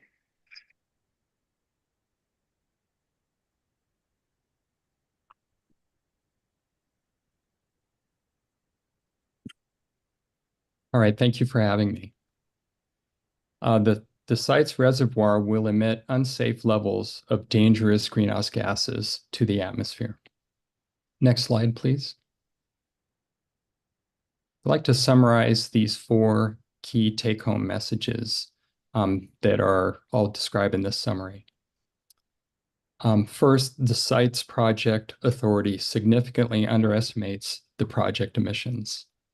Second, the site's project authority did not include multiple major emission sources that are applicable to the project in their estimate. Third, this follows a well-established pattern by industry and this and other sectors in assessing the greenhouse gas emissions from proposed projects. And four, building projects that add such significant additional greenhouse gases to the atmosphere, especially methane at this time, is extremely unsafe. Next slide.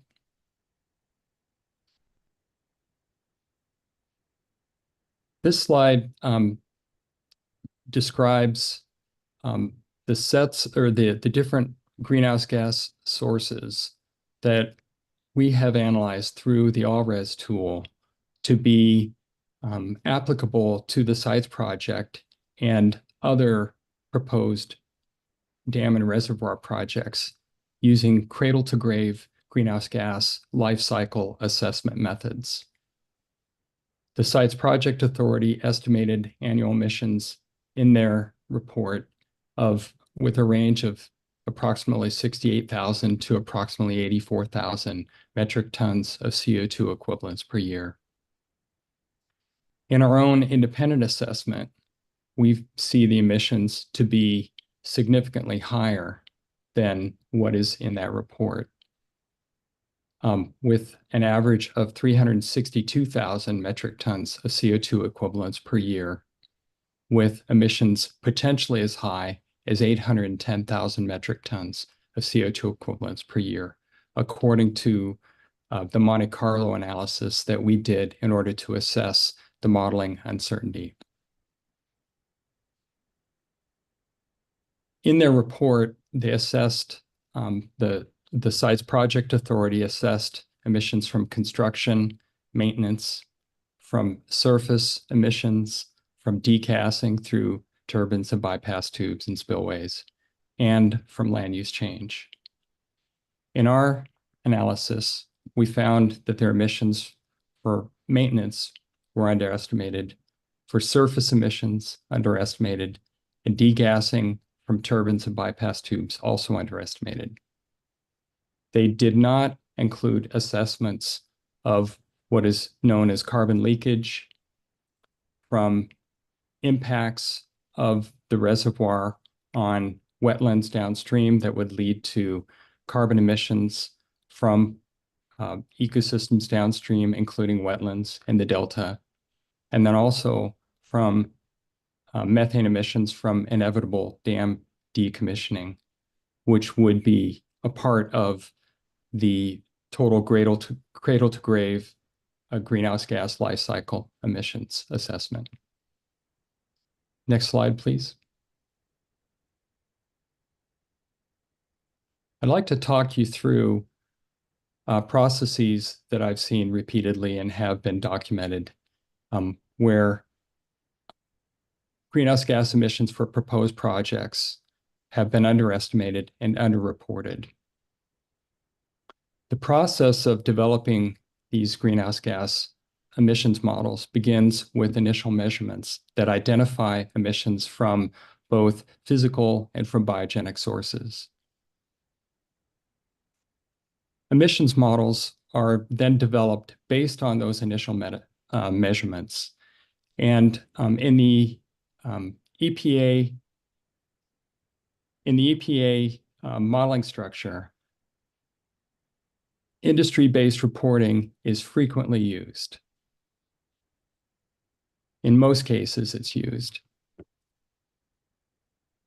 The activity data that are used to drive the models are frequently understated. And in this case, for example, the activity data that are used in the models reported in the Sites Authority report failed to use information on the trophic status of the reservoir as it would likely be. Additionally, low emission factors are frequently used.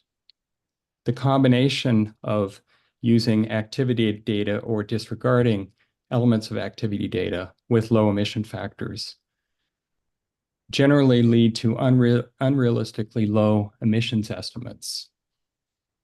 The end result is in the decision-making process There's limited to inadequate mitigation that is identified. Unsafe projects get the green light to proceed, and projects end up being built, adding significantly to the climate burden we currently face. Next slide, please.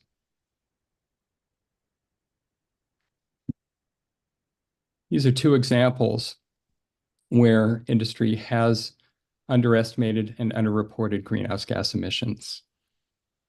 These are two important greenhouse gas emission categories that are identified worldwide by the IPCC and reported by the US EPA. Landfill methane the emissions from landfill methane have recently been found to be at least 40% higher than have been previously reported using industry-based reporting methods and models developed by the EPA. In addition to that, fugitive methane from fossil fuel mining and extraction has been found recently to be at least in the range of 200 to 300% higher than was previously reported using, again, industry reported information using EPA information or EPA emissions models. Next slide, please.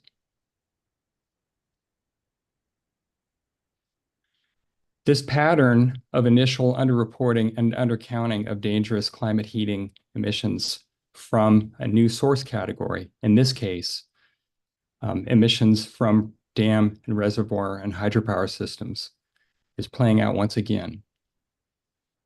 Emissions factors used in the site's project authority estimate are 1/3 of the emissions reported in the most comprehensive studies. And a key example of that is a Deemer et al. Report from 2016, which is a global assessment, which included measurements from North America. The emissions estimates are overconfident. The reported uncertainty is less than 10% of those in worldwide measurements, which include measurements of reservoirs from North America. And the result is significant underestimates with far greater certainty than is warranted. Next slide, please.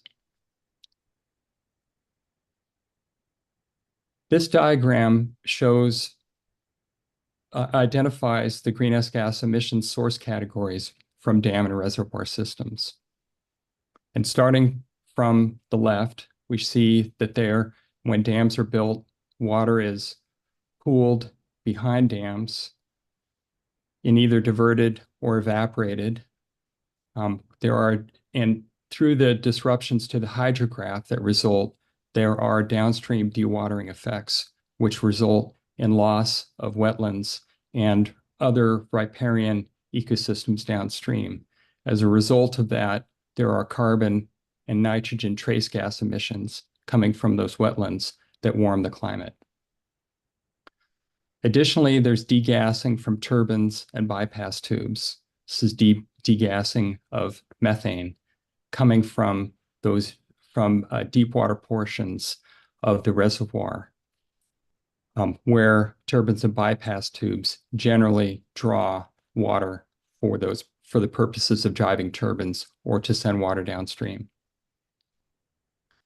There are emissions from dam construction, operations, and decommissioning associated with construction and deconstruction, as well as biogenic emissions from sediments that are released when water is removed from the reservoir and allowed to run downstream after decommissioning.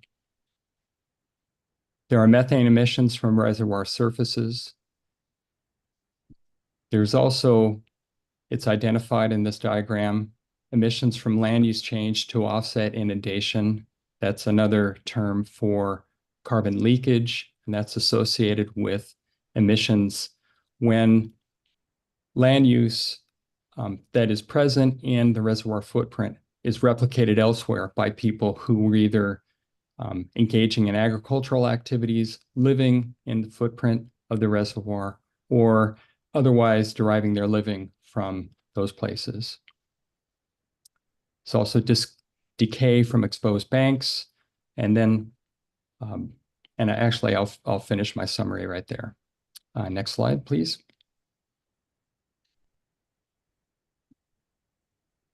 This is a summary of the total emissions assessed by the AllRes tool for the proposed Sites Reservoir project.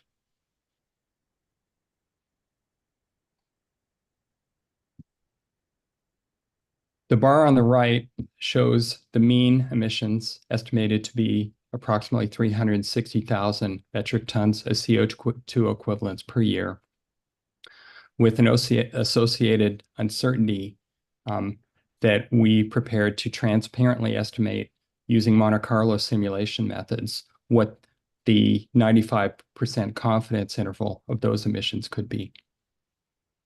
Beginning from the left, we see construction is a relatively small emission source.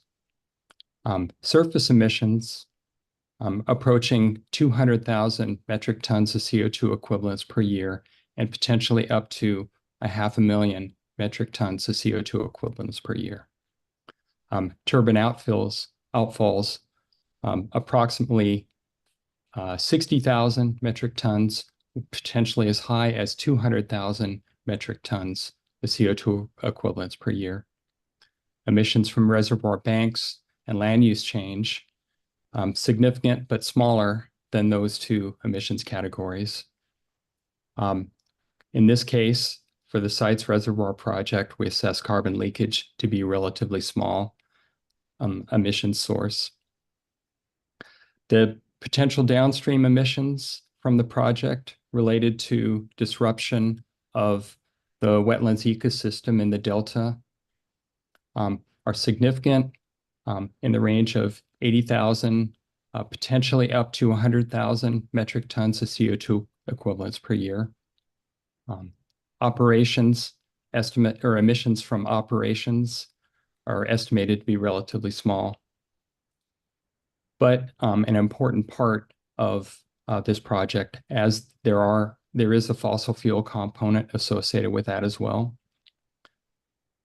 It's also emissions associated with decommissioning. This is associated with methane emissions from sediments that are released. At the point when the reservoir is drawn down, water is released downstream at the time that dams are decommissioned, as is inevitable in any dam and reservoir system. Again, with a total of about 360,000 metric tons CO2 equivalents per year on average, with emissions as high as over 800,000 metric tons. Next slide, please.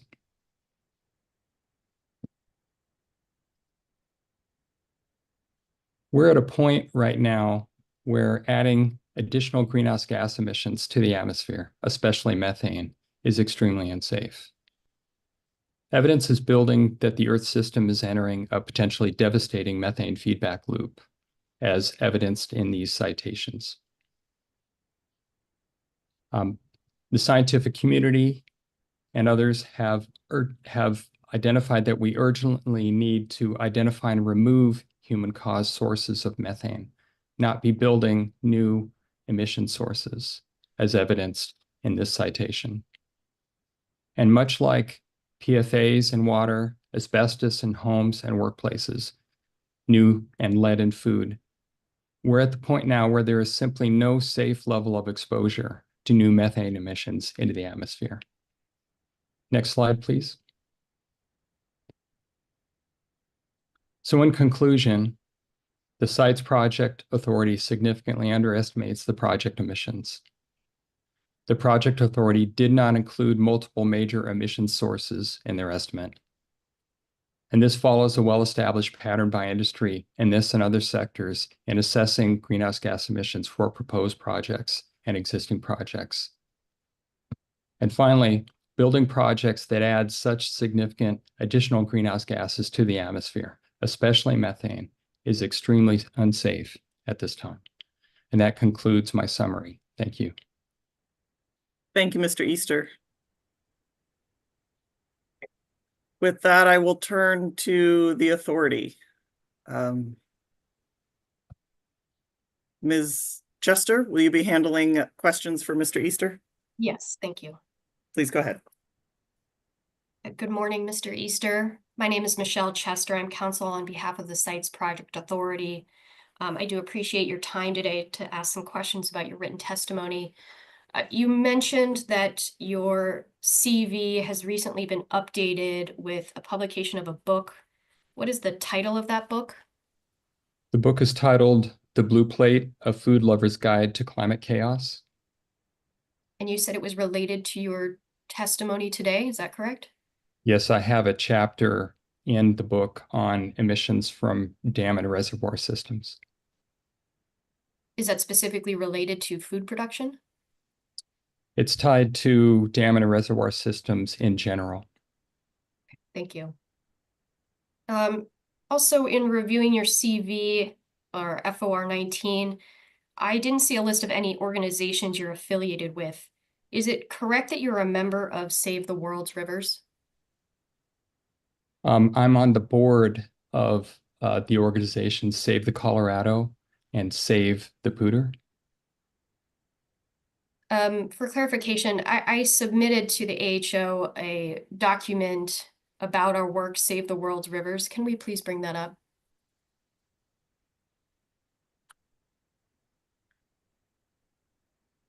Sorry, what was the other river that you mentioned? The Poodoo or something like that? I didn't quite. Cache La Pooter? Could you spell that, please? Yes, CACHELAPOUDRE.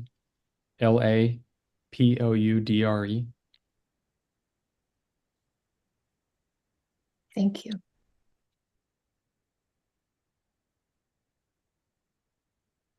And Ms. Chester, could you say the name of the document just one more time for us, please?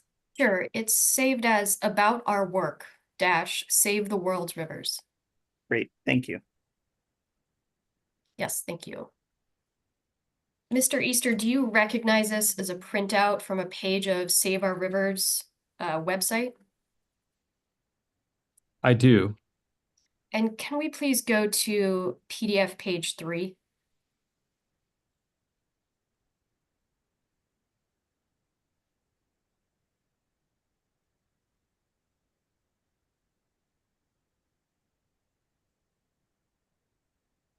And can we go up just a little bit, please? Thank you. Is it correct that you're the secretary for Save the World's Rivers? I believe this is an outdated document, and the organizations that I am on the boards of are affiliated with this effort.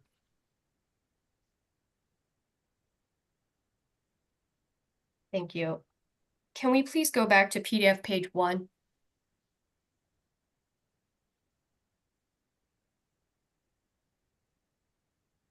Thank you. And can we scroll to the bulleted language? Thank you.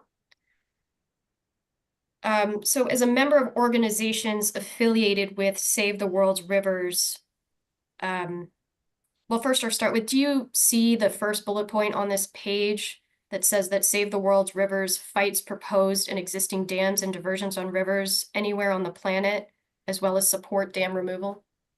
Yes. And as a member of organizations affiliated with Save the World's Rivers, do you support that approach? Yes. When you were retained as an expert for purposes of this proceeding, were you asked by any representative of Friends of the River, including legal counsel, to set aside your personal viewpoint on dams and diversions in preparing your testimony? No, Object to the extent. Sorry, go ahead. I'm good. Thank you. Can we please bring up Mr. Easter's testimony at FOR 20? PDF page 2, beginning at line 4.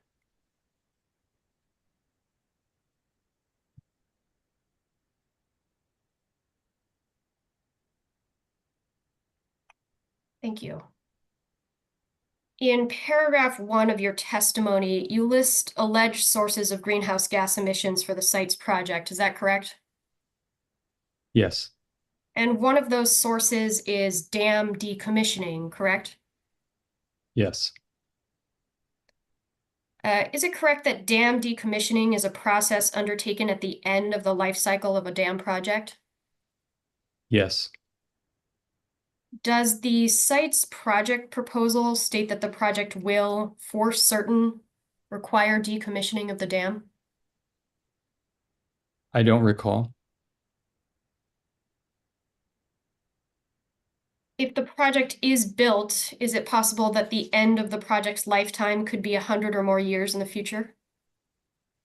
Yes. Is it possible that the project may not be deconstructed at that time? No, I don't believe so. How do you know that for certain?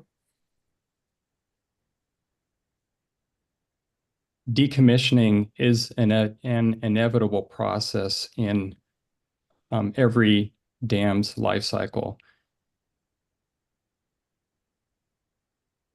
Is it your understanding that there have been no other processes other than deconstruction or decommissioning at the end of the operation of a dam? I don't understand your question. Can you rephrase? Sure. In your experience, there is no other option at the end of the operation of a dam other than decommissioning and deconstruction. Is that correct?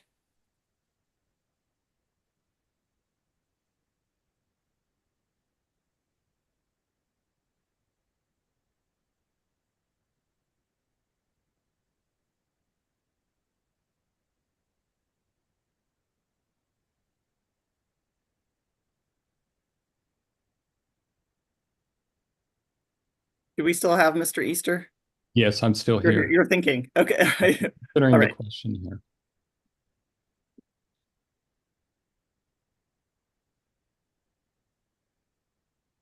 There are other processes that lead to functionally the same effect on the exposure and release of sediment from reservoirs and similar emissions associated with construction, reconstruction processes that lead to the emission of methane from those sediments.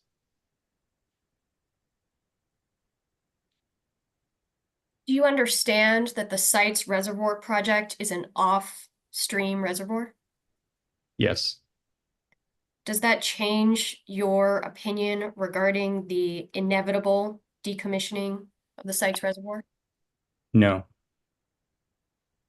Okay, can we please go to, actually, we're on it. Paragraph 4, I'm looking at the first bullet.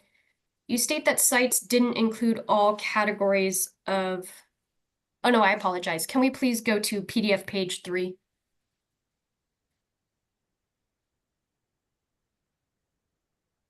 And scroll to paragraph 4. Thank you very much. In paragraph 4, in this first bullet, you state that sites didn't include all categories of emissions in its analysis. Is that correct? Yes. And in the second bullet, you state that sites underestimated the categories it did analyze, correct? Yes. In preparing your written testimony, did you review the final EIR, EIS for the site's reservoir project? Yes. Did you review specifically Chapter 21 of the final EIR, EIS labeled in this proceeding as Exhibit AHO 88? Can you give me the title of that report Yes. or bring it up on the screen? Chapter 21 is greenhouse gas emissions. If we could please bring up AHO 88.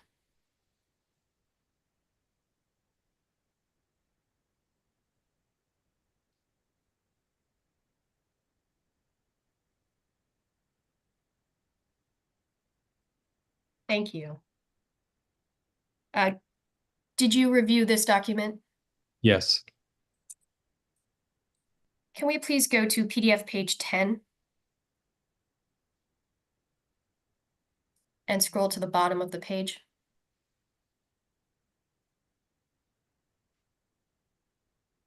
So the last sentence begins with a net zero threshold is not required. Do you see that? Yes. And that sentence continues to state that the authority has elected to define a significant greenhouse gas impact as any increase in emissions above the no project alternative, correct? That's what it reads. Do you recall mitigation measure GHG 1.1? I'll need to see that in writing. Let's please go back to PDF page 1.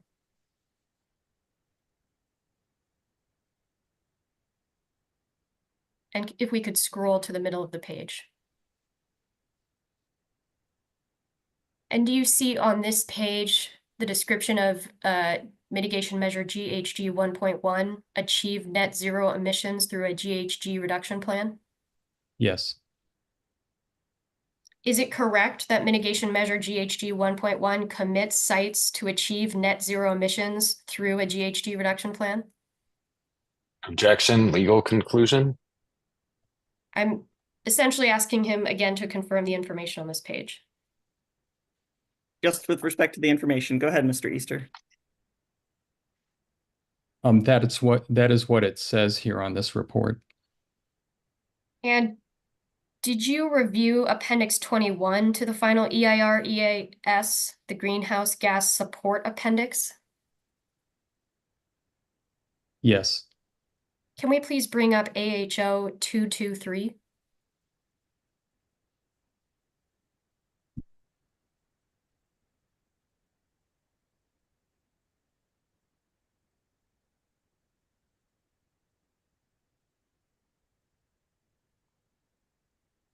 Do you recognize this document as Appendix 21 to the final EIR EIS?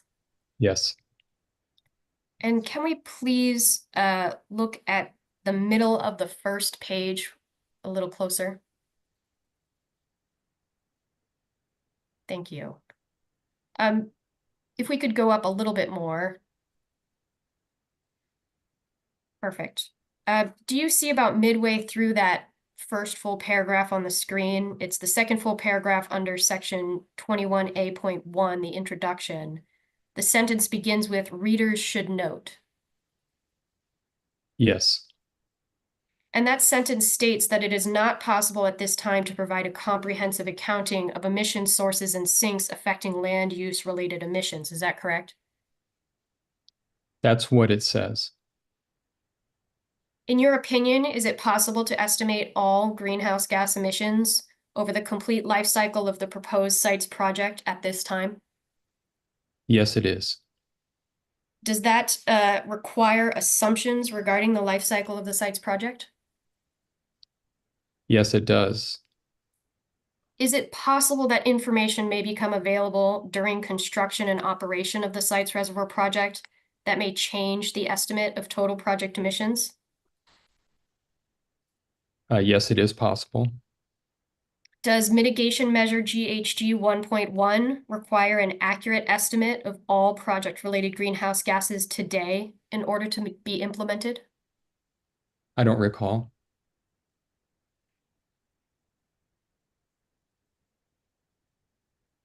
Is it your understanding that the project's greenhouse gas mitigation measure 1.1 will be implemented concurrently with the project so that greenhouse gas emissions from construction and operations must be reduced to net zero on a continual basis? I think you would have to ask the Sites Project Authority experts for their opinion on that. I'm asking for your understanding. Can you repeat the question? Sure. Is it your understanding that the project's greenhouse gas emission mitigation measure 1.1 will be implemented concurrently with the project so that greenhouse gas emissions from construction and operations must be reduced to net zero on a continual basis?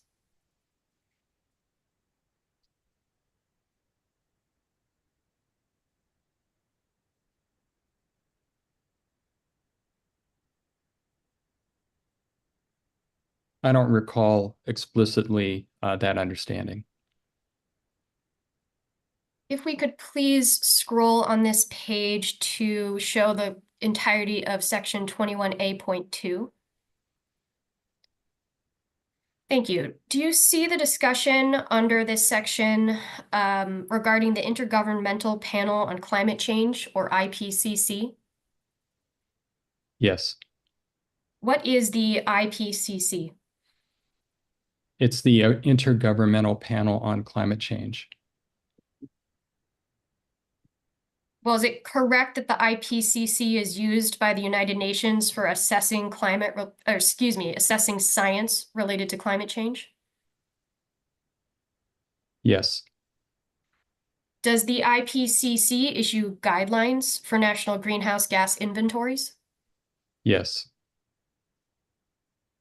Is it correct that the guidelines are intended to estimate and report on national inventories of anthropogenic greenhouse gas emissions? Yes.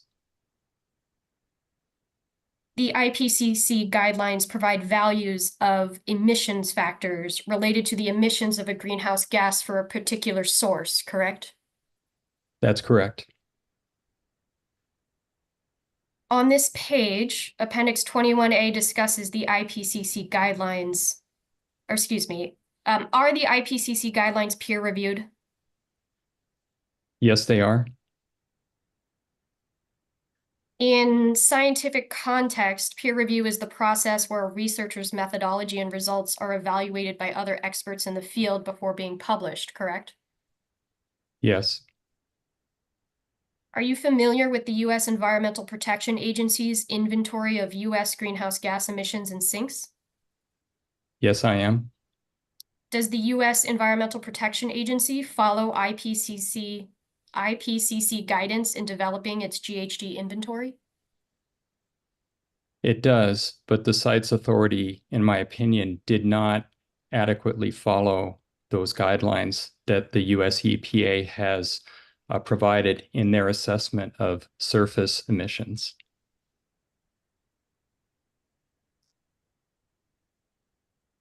Are those opinions contained in your written testimony? Yes. If we could please go back to FOR 20.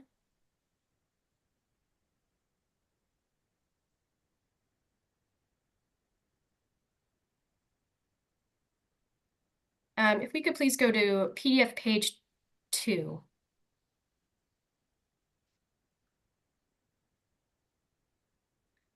Thank you. So in paragraph 1 here, you reference emissions over the cradle to grave life cycle of the project, correct? That's correct. Does the site's final EIS evaluate emissions over the cradle to grave life cycle of the project? No. Is it correct that your analysis regarding total emissions from the project includes a longer period of time than the site's emissions analysis? We used a 100-year time frame for cradle to grave emissions, which is common in the scientific literature for assessment of dam and reservoir projects. The site's final EIS doesn't assume a particular end date of the site's reservoir, does it? No, it does not. Is it reasonable to assume that a longer timeline for your analysis contributed to your conclusion of higher total emissions than sites? No, it's not. Why not? Beyond a certain point, time frame in assessment of the life cycle of a dam and reservoir project, the total emissions, when evaluated on a per year basis, which is how we have reported these data, become very similar. Over a longer time frame, the early emissions at the beginning of the project become less significant, whereas the emissions associated with decommissioning become more significant as sediment continues to accumulate. And surface emissions continue throughout surface and emissions from turbines and bypass tubes continue throughout the life cycle of the project. So on balance, after a certain point, either shortening or lengthening the life cycle assessment does not contribute significantly to the average yearly emissions from the project. would the timeline of the project affect the total emissions estimated for the project? Yes, to a small degree. Why do you say to a small degree? I'm sorry, let me rephrase that. Can you ask the question again? Sure. I believe you just told me that the difference in timeline for the operation of a project does not influence significantly the average annual emissions. My question was, does the difference in the timeline for the life cycle of the project change the total project emissions? Yes, it does. Thank you. Also in paragraph 1, in line 2, you state that project emissions could be more than 35 million metric tons of carbon dioxide equivalent. Is that correct? That's correct. Is that an estimate of total emissions over the life of the project? Yes, it is. Can we please scroll to footnote 1 on this page? Thank you. Footnote 1, which is cited in line 1 of paragraph 1, you cite to the Wachner et al. Analysis, which is an estimate of greenhouse gas emissions for the project using the all-res modeling tool. Is that correct? That's correct. And you're listed as an author in that citation. What Yes. was your role in preparing the analysis?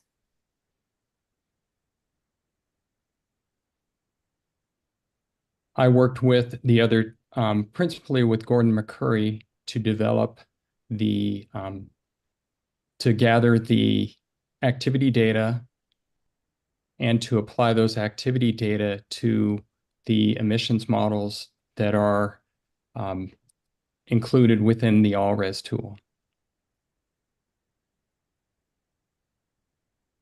Could we please open up FOR 166?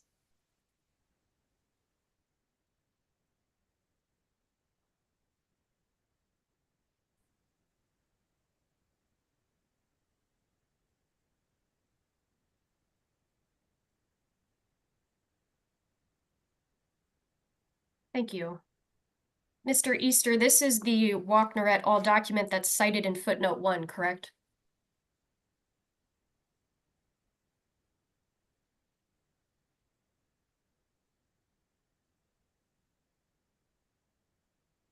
I'm sorry, if there was a response, I didn't hear it. Did we lose you, Mr. Easter? That's Or you're still? Looks like Mr. Easter may have frozen here or lost connection.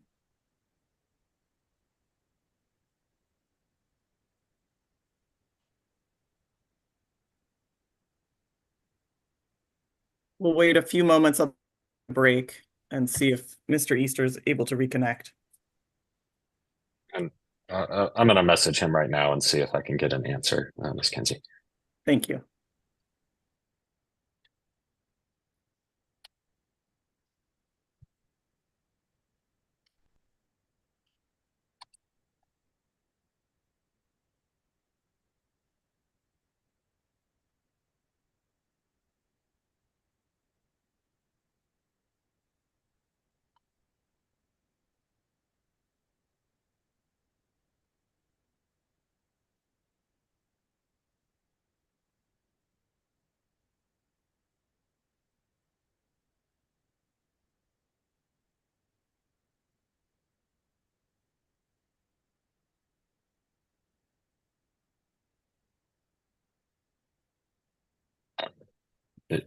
He's working on it.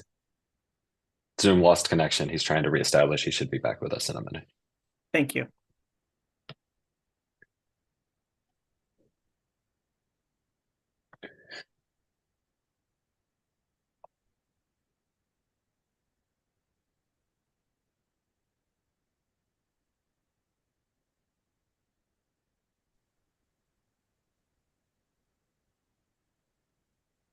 There we are. Welcome back, Mr. Easter. Sorry about that. That's okay. And I think back to you, Ms. Chester. Thank you. Mr. Easter, this is the Wachner et al. Document that's cited in footnote 1, is that correct? Yes. And this document summarizes results from the all-res modeling tool, is that correct? Yes. And the all-res modeling tool was used to, well, for context, can we please go to PDF page 3? Thank you. Is it correct that the all-res modeling tool was used to estimate that the project will emit approximately 362,000 metric tons of carbon dioxide equivalent per year? Yes. Can we please go to PDF page 9?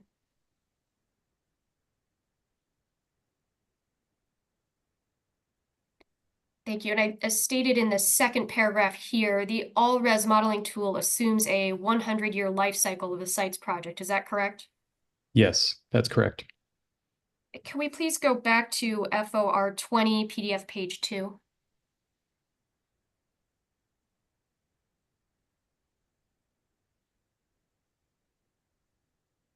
Thank you. And can we please scroll to line 2?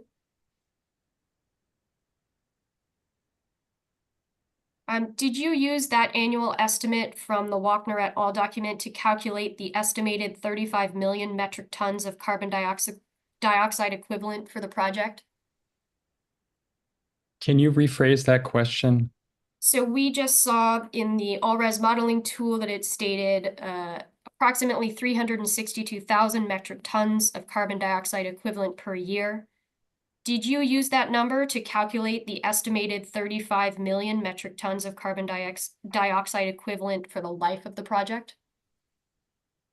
The report here says that the project is expected to exceed 35 million metric tons of CO2 equivalents. And the 362,000 metric tons of CO2e per year is that total divided by 100. Do you mean, oh, I apologize. Can you repeat that? Are you dividing the 35 million metric tons by 100? Yes, the value that exceeds 35 million metric tons of CO2e divided by 100. Okay, thank you. So essentially, it's approximately 350,000 metric tons of carbon dioxide per year multiplied by 100 years, correct? It's approximately 362,000 multiplied by 100 years. Is it correct that you assume annual emissions will be the same for every year of the life of the project? Yes. Well, no, it's not. And why not? This is a common approach in life cycle assessment to amortize, essentially average the total life cycle emissions over the life of the project over the entire period.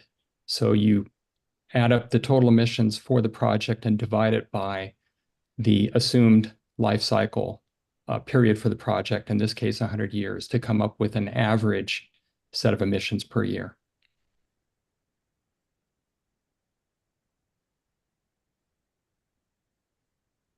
Do you assume that emissions will remain the same in the first 20 years of the project as they will for the remaining years of operation of the project? No. Is that reflected in your calculation of 362,000 times 100 years? No, we make no assumptions about how the emissions will change over the course of the project. Isn't it true that the IPCC issued guidance regarding methodologies for estimating emissions for the first 20 years after flooding of a reservoir compared to more than 20 years after flooding? Those are not reflected, I don't believe, in the 2019 wetlands assessment update, which makes a recommendation on essentially total yearly emissions estimates.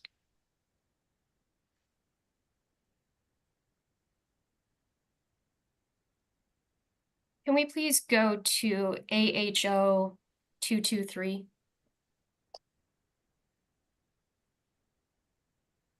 To the top of PDF page 2.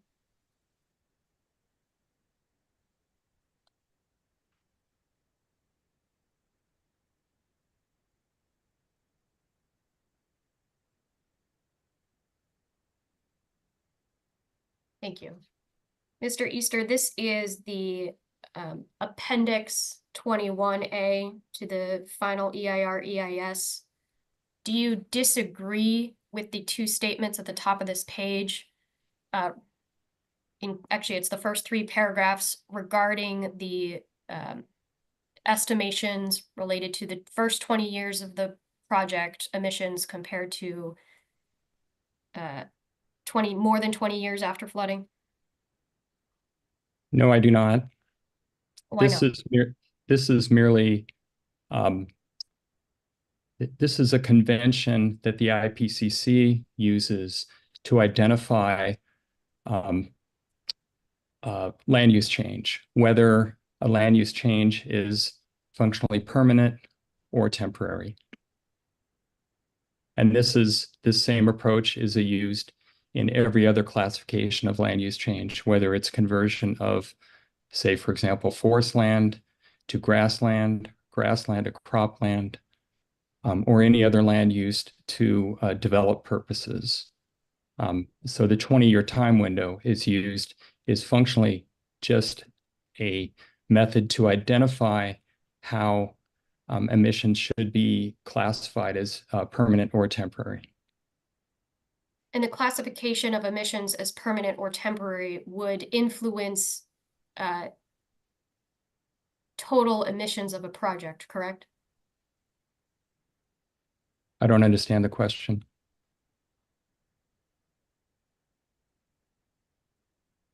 My understanding from your statement is that the IPCC guidance that we're discussing, I believe you said it helps classify whether emissions are permanent or not, correct? What the IPCC is trying to do to be helpful here is to help inventory bodies, the entities that are conducting inventories, to assess whether land use change is going to be permanent or not.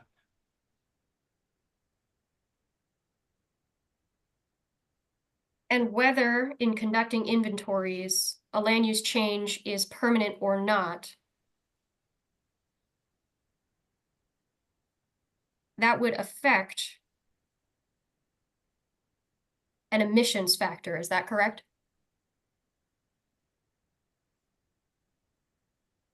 What emissions factor are you referring to? Okay, we can move on, I apologize. Can we please go back to FOR 20 at paragraph 1?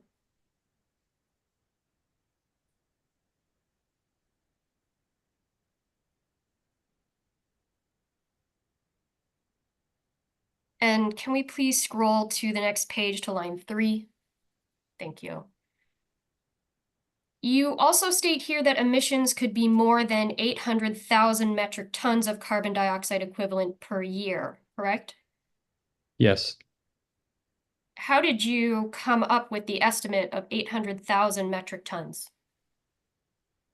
We used the confidence intervals in emission factors that are described in the paper by Deemer et al. From 2016, which is a global assessment of surface emissions.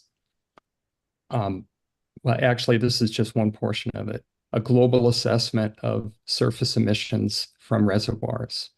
And so we calculated using the appendix data provided in that paper for surface emissions, a mean and 95% confidence interval that were used in assessing using a Monte Carlo approach, what the total emissions would be for surface emissions. We used the same approach using either mean plus confidence intervals or mean plus range values for the other emission source categories where those were available. And again, using a Monte Carlo approach and using the method of combining uncertainty that's recommended by the IPCC, we combined the uncertainty for those estimates to come up with the mean total emissions plus the upper confidence interval that's expressed here.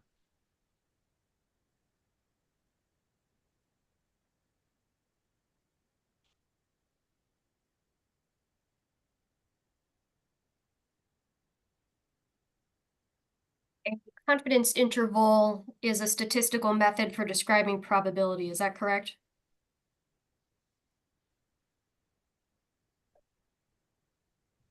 I'd say it differently. How would you say it? The confidence interval is a statistical method to describe, in this case, what the potential, what the band of potential emissions would be. We use probability theory to estimate what those total emissions would be. And in this case, I think it's a measure of risk to the climate associated with this project. So when you say that the 800,000 number is a mean plus the upper confidence interval, what do you mean by upper confidence interval?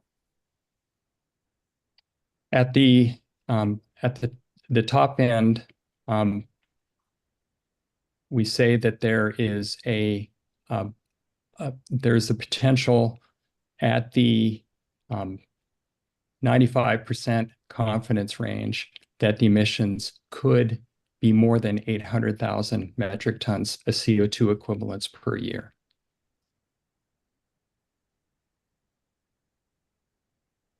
To clarify, the 800,000 is within the 95% confidence range? It's the upper end of the 95% confidence interval. What is the full range of the confidence interval?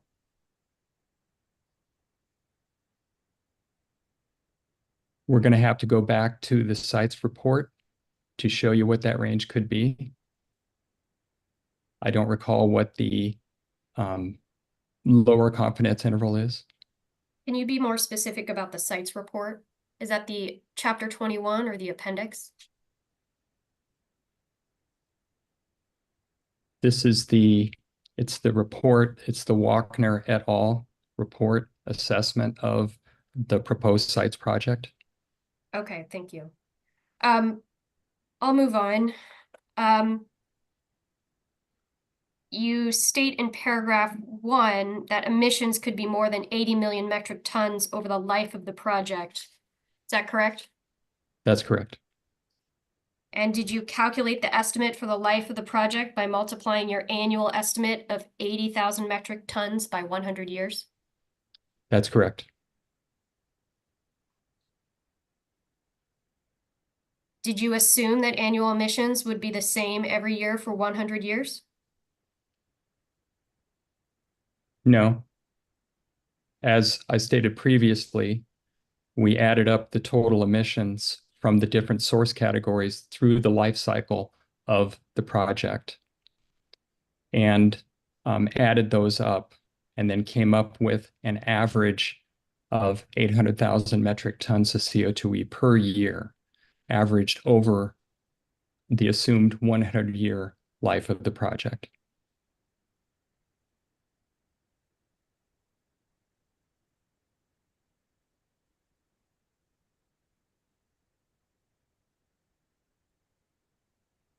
But your calculation doesn't provide any distinction between annual emissions in year 1 compared to year 30, correct?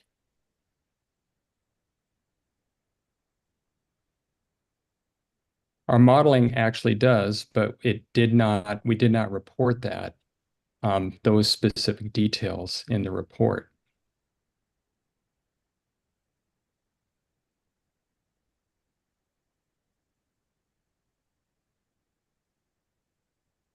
Why not? That was a level of detail that we did not feel was necessarily informative in the context of life cycle assessment. Thank you. Can we please go to PDF page 4 of this document? Lines 19 and 20. Thank you. In paragraph 6, you acknowledge that the state's carbon neutrality objective to achieve a zero emission grid is 2045. Is that correct? That's correct. Does your life cycle emissions analysis take into consideration that sites is expected to be purchasing an increasing amount of electricity from renewable sources over time? Yes.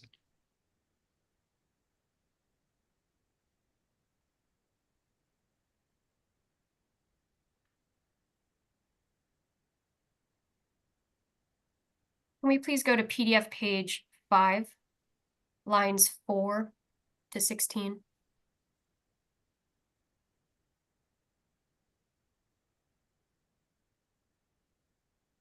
In paragraph 7, you compare emission factors based on trophic status, correct? Yes. Are you offering an opinion as to the trophic status of site's reservoir? No.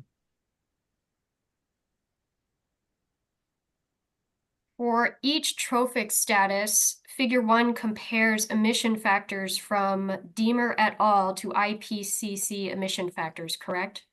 Yes. And the Deemer et al. Analysis is a global analysis, is that correct?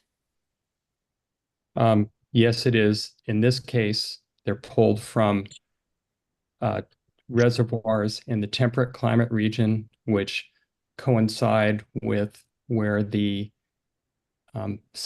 proposed sites reservoir would be constructed.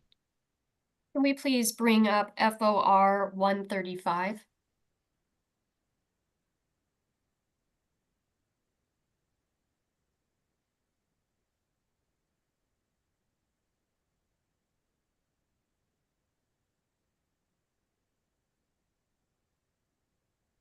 Thank you. This is the Deemer et al. Study, is that correct? That's correct. Can we please go to PDF page 4?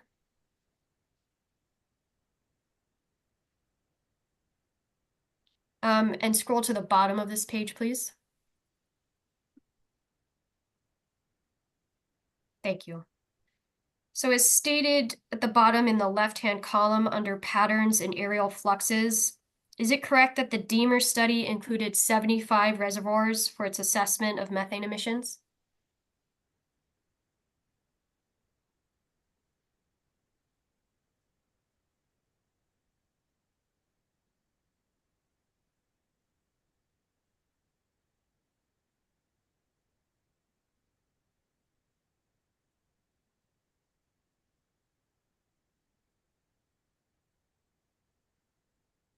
I'm referencing the Yes, first sentence. I'm reviewing this. This paper does state that there were 75 reservoirs that were used. There was an updated data set that was provided in 2021 that was the basis of our analysis. I apologize, it was either 2020 or 2021. So it's a corrected data set associated with this analysis that was provided as a companion to this paper.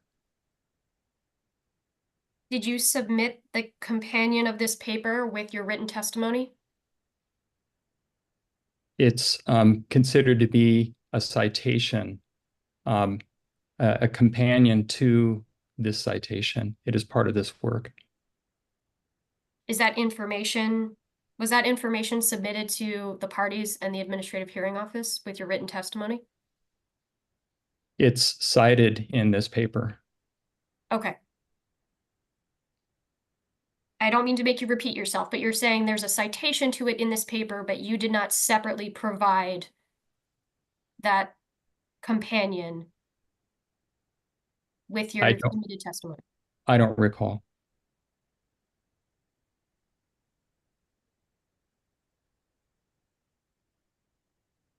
Would you be able to review the submission of FOR exhibits to confirm? So for papers like this, something that the scientific community has agreed is critically important is that the data that are used in the analyses and the methods used to, I should say additional details related to the methods associated with those are co-published with the paper, with a URL that is cited in the paper.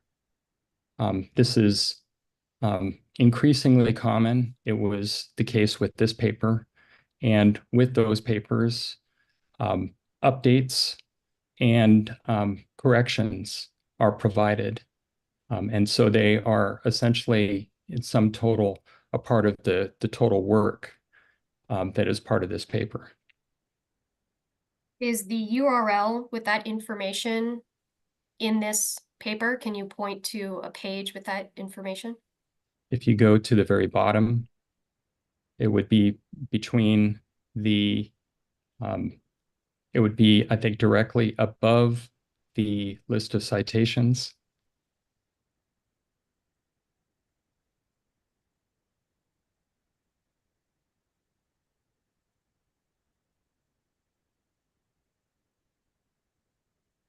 Okay, well,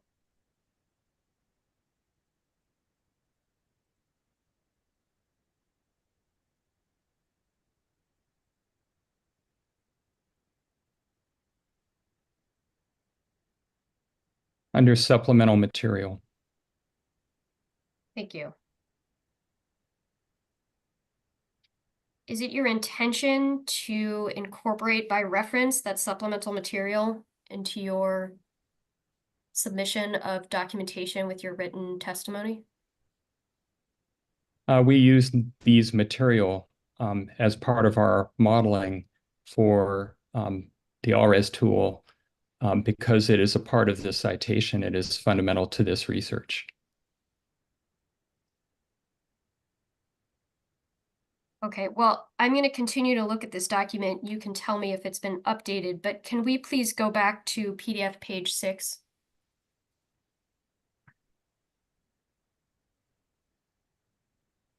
Looking at table 2, the 75 reservoirs that I identified are located worldwide. Is that correct? That's correct. The Deemer Global Analysis does not specifically provide an emissions estimate tailored to Central California's temperature and climate, does it?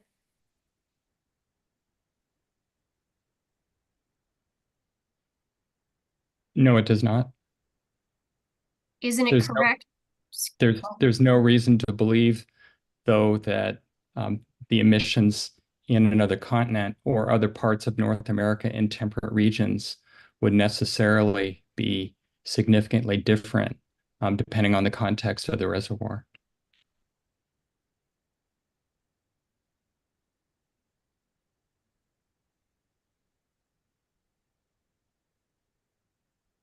Isn't it correct that the IPCC methods used in the final EIS calculate emissions using an emissions factor representative of Central California's temperature and climate?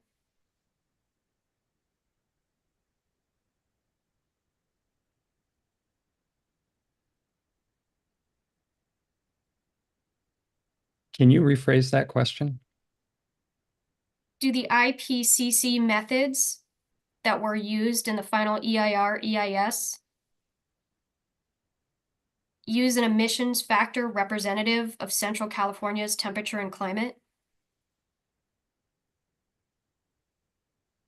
If they had been applied consistent with the method and the uncertainty was appropriately calculated, then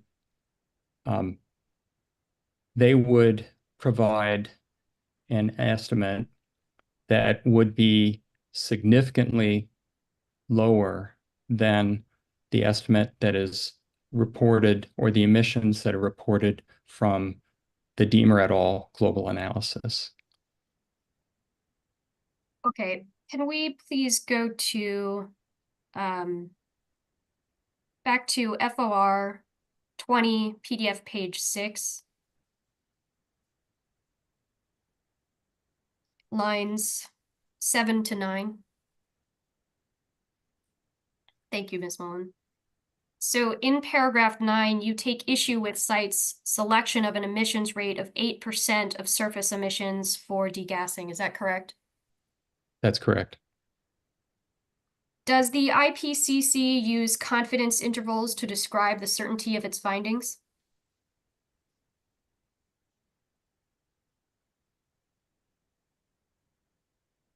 In some cases, they provide a range, and in some cases, they provide a confidence interval.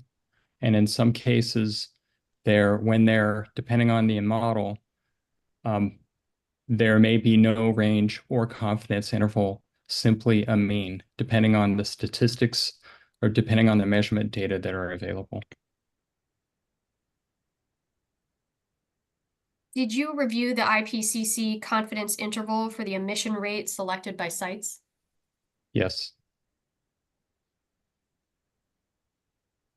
Is it correct that the emissions rates used by sites had a 95% confidence interval?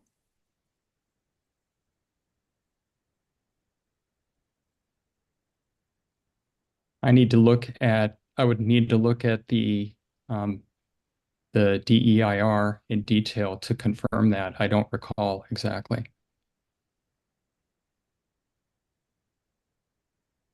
More theoretically, isn't it correct that a 95% confidence level means that there is only a 5% chance the selected value is incorrect? No. Can you please correct my statement?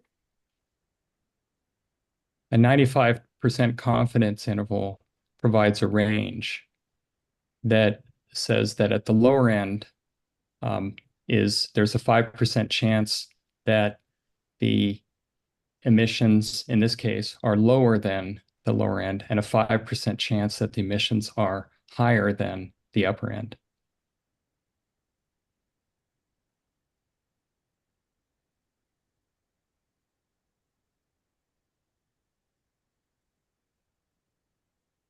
The 95% confidence level is the scientifically accepted statistical range. Is that correct? It's very commonly used, although there is significant disagreement within the scientific community about when it's appropriate to apply it, but it is very commonly used. In paragraph 9, you say that emissions have frequently been measured in the range of 80 to 100%, correct? That's correct. Did you calculate a confidence interval for the 80 to 100%? We did not. Actually, let me restate that. We utilized the confidence interval from the surface emissions and applied 80% of the surface emissions with their associated confidence interval to the emissions from turbines and bypass tubes as described by Delwich et al. So is it correct that you intentionally declined to use the 95% confidence interval? No.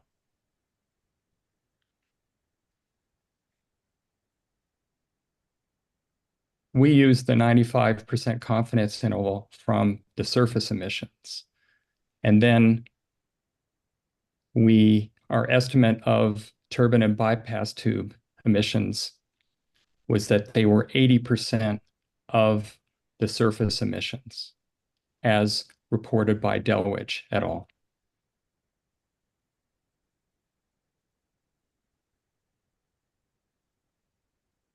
Can we please go to PDF page 10?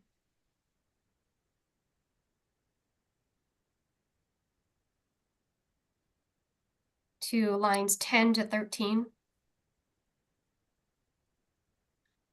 Mr. Easter, in paragraph 16, you state that the consequences of accelerated warming are being felt worldwide already, and perhaps no more deeply than in the United States than California. Is that correct?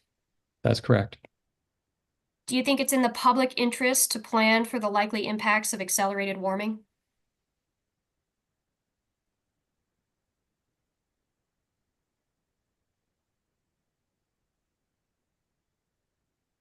Yes. Wouldn't increasing the state's water supply help address your concern regarding wildfire risk?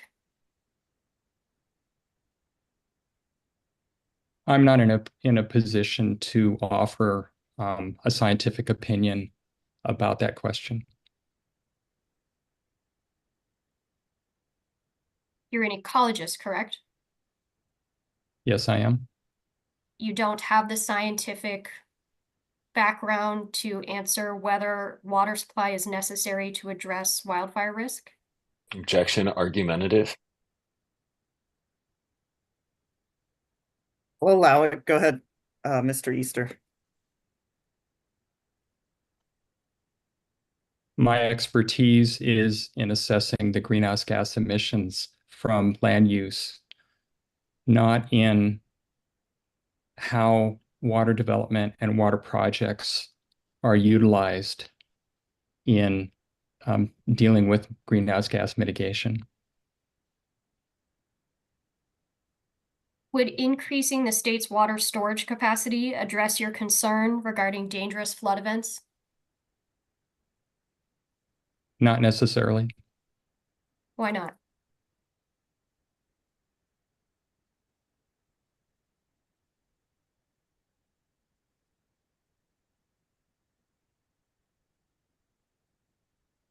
I would need to consult with experts who have expertise in that particular topic before I could offer an opinion.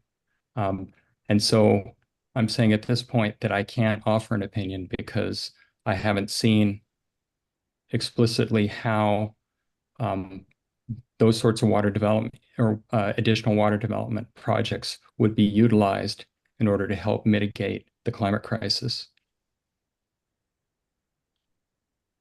Is it your opinion that there is no amount of greenhouse gas emissions that warrant construction of a project to address wildfire risk or dangerous flood events?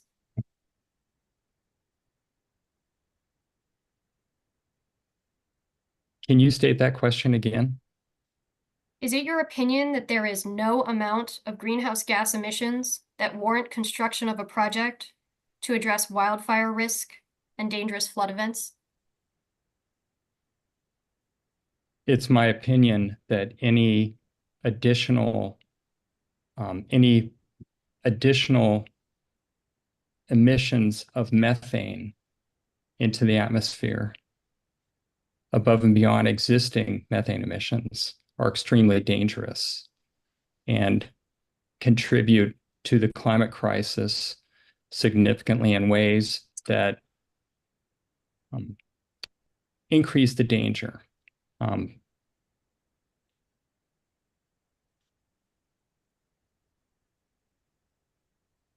Even if the sites project is not built, is it your opinion that methane emissions will continue to increase? Methane emissions from what sources?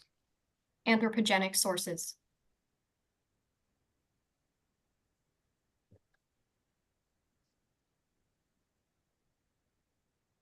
The scientific evidence is that methane emissions are high right now. And the scientific community is trying to assess what the sources of those emissions are and that they are climbing right now. That is what the scientific evidence is. And the scientific community has reported critical evidence that shows that adding to those methane emissions is dangerous and could lead to a methane feedback cycle, which could be irreversible. And that's deeply concerning. I have no further questions. Thank you. Thank you, Ms. Chester. I think I'd like to go ahead so we can see if we can excuse Mr. Easter, depending on how things go. I will look to Mr. Soderlund. Do you have questions for Mr. Easter? I do not, thank you. And Ms. Auftum, no? We Yeah, have, I'm here. oh, you're here. Oh, good. Yeah. We had your colleague earlier. Ms. Auftenberg, do you have Sorry. questions for Mr. Easter? We do not, thank you. Thank you. And Ms. Mendel-Rice? Do we have Ms. Mendel-Rice? Can you hear me? Yes. We do not have any questions. Thank you. Thank you. Then based on that, I will look to you, Mr. Busher. Do you have any redirect for Mr. Easter? No, we do not. All right. Then with that, I want to thank you, Mr. Easter, for joining us and for your testimony this morning, and you are excused. I will look to the room before we break for lunch. My intent would be to break until 1 o'clock and then return. Who do we have next? This is a So I believe next is going to be Mr. Bradshaw, and Mr. Spain will be conducting the examination. That is correct.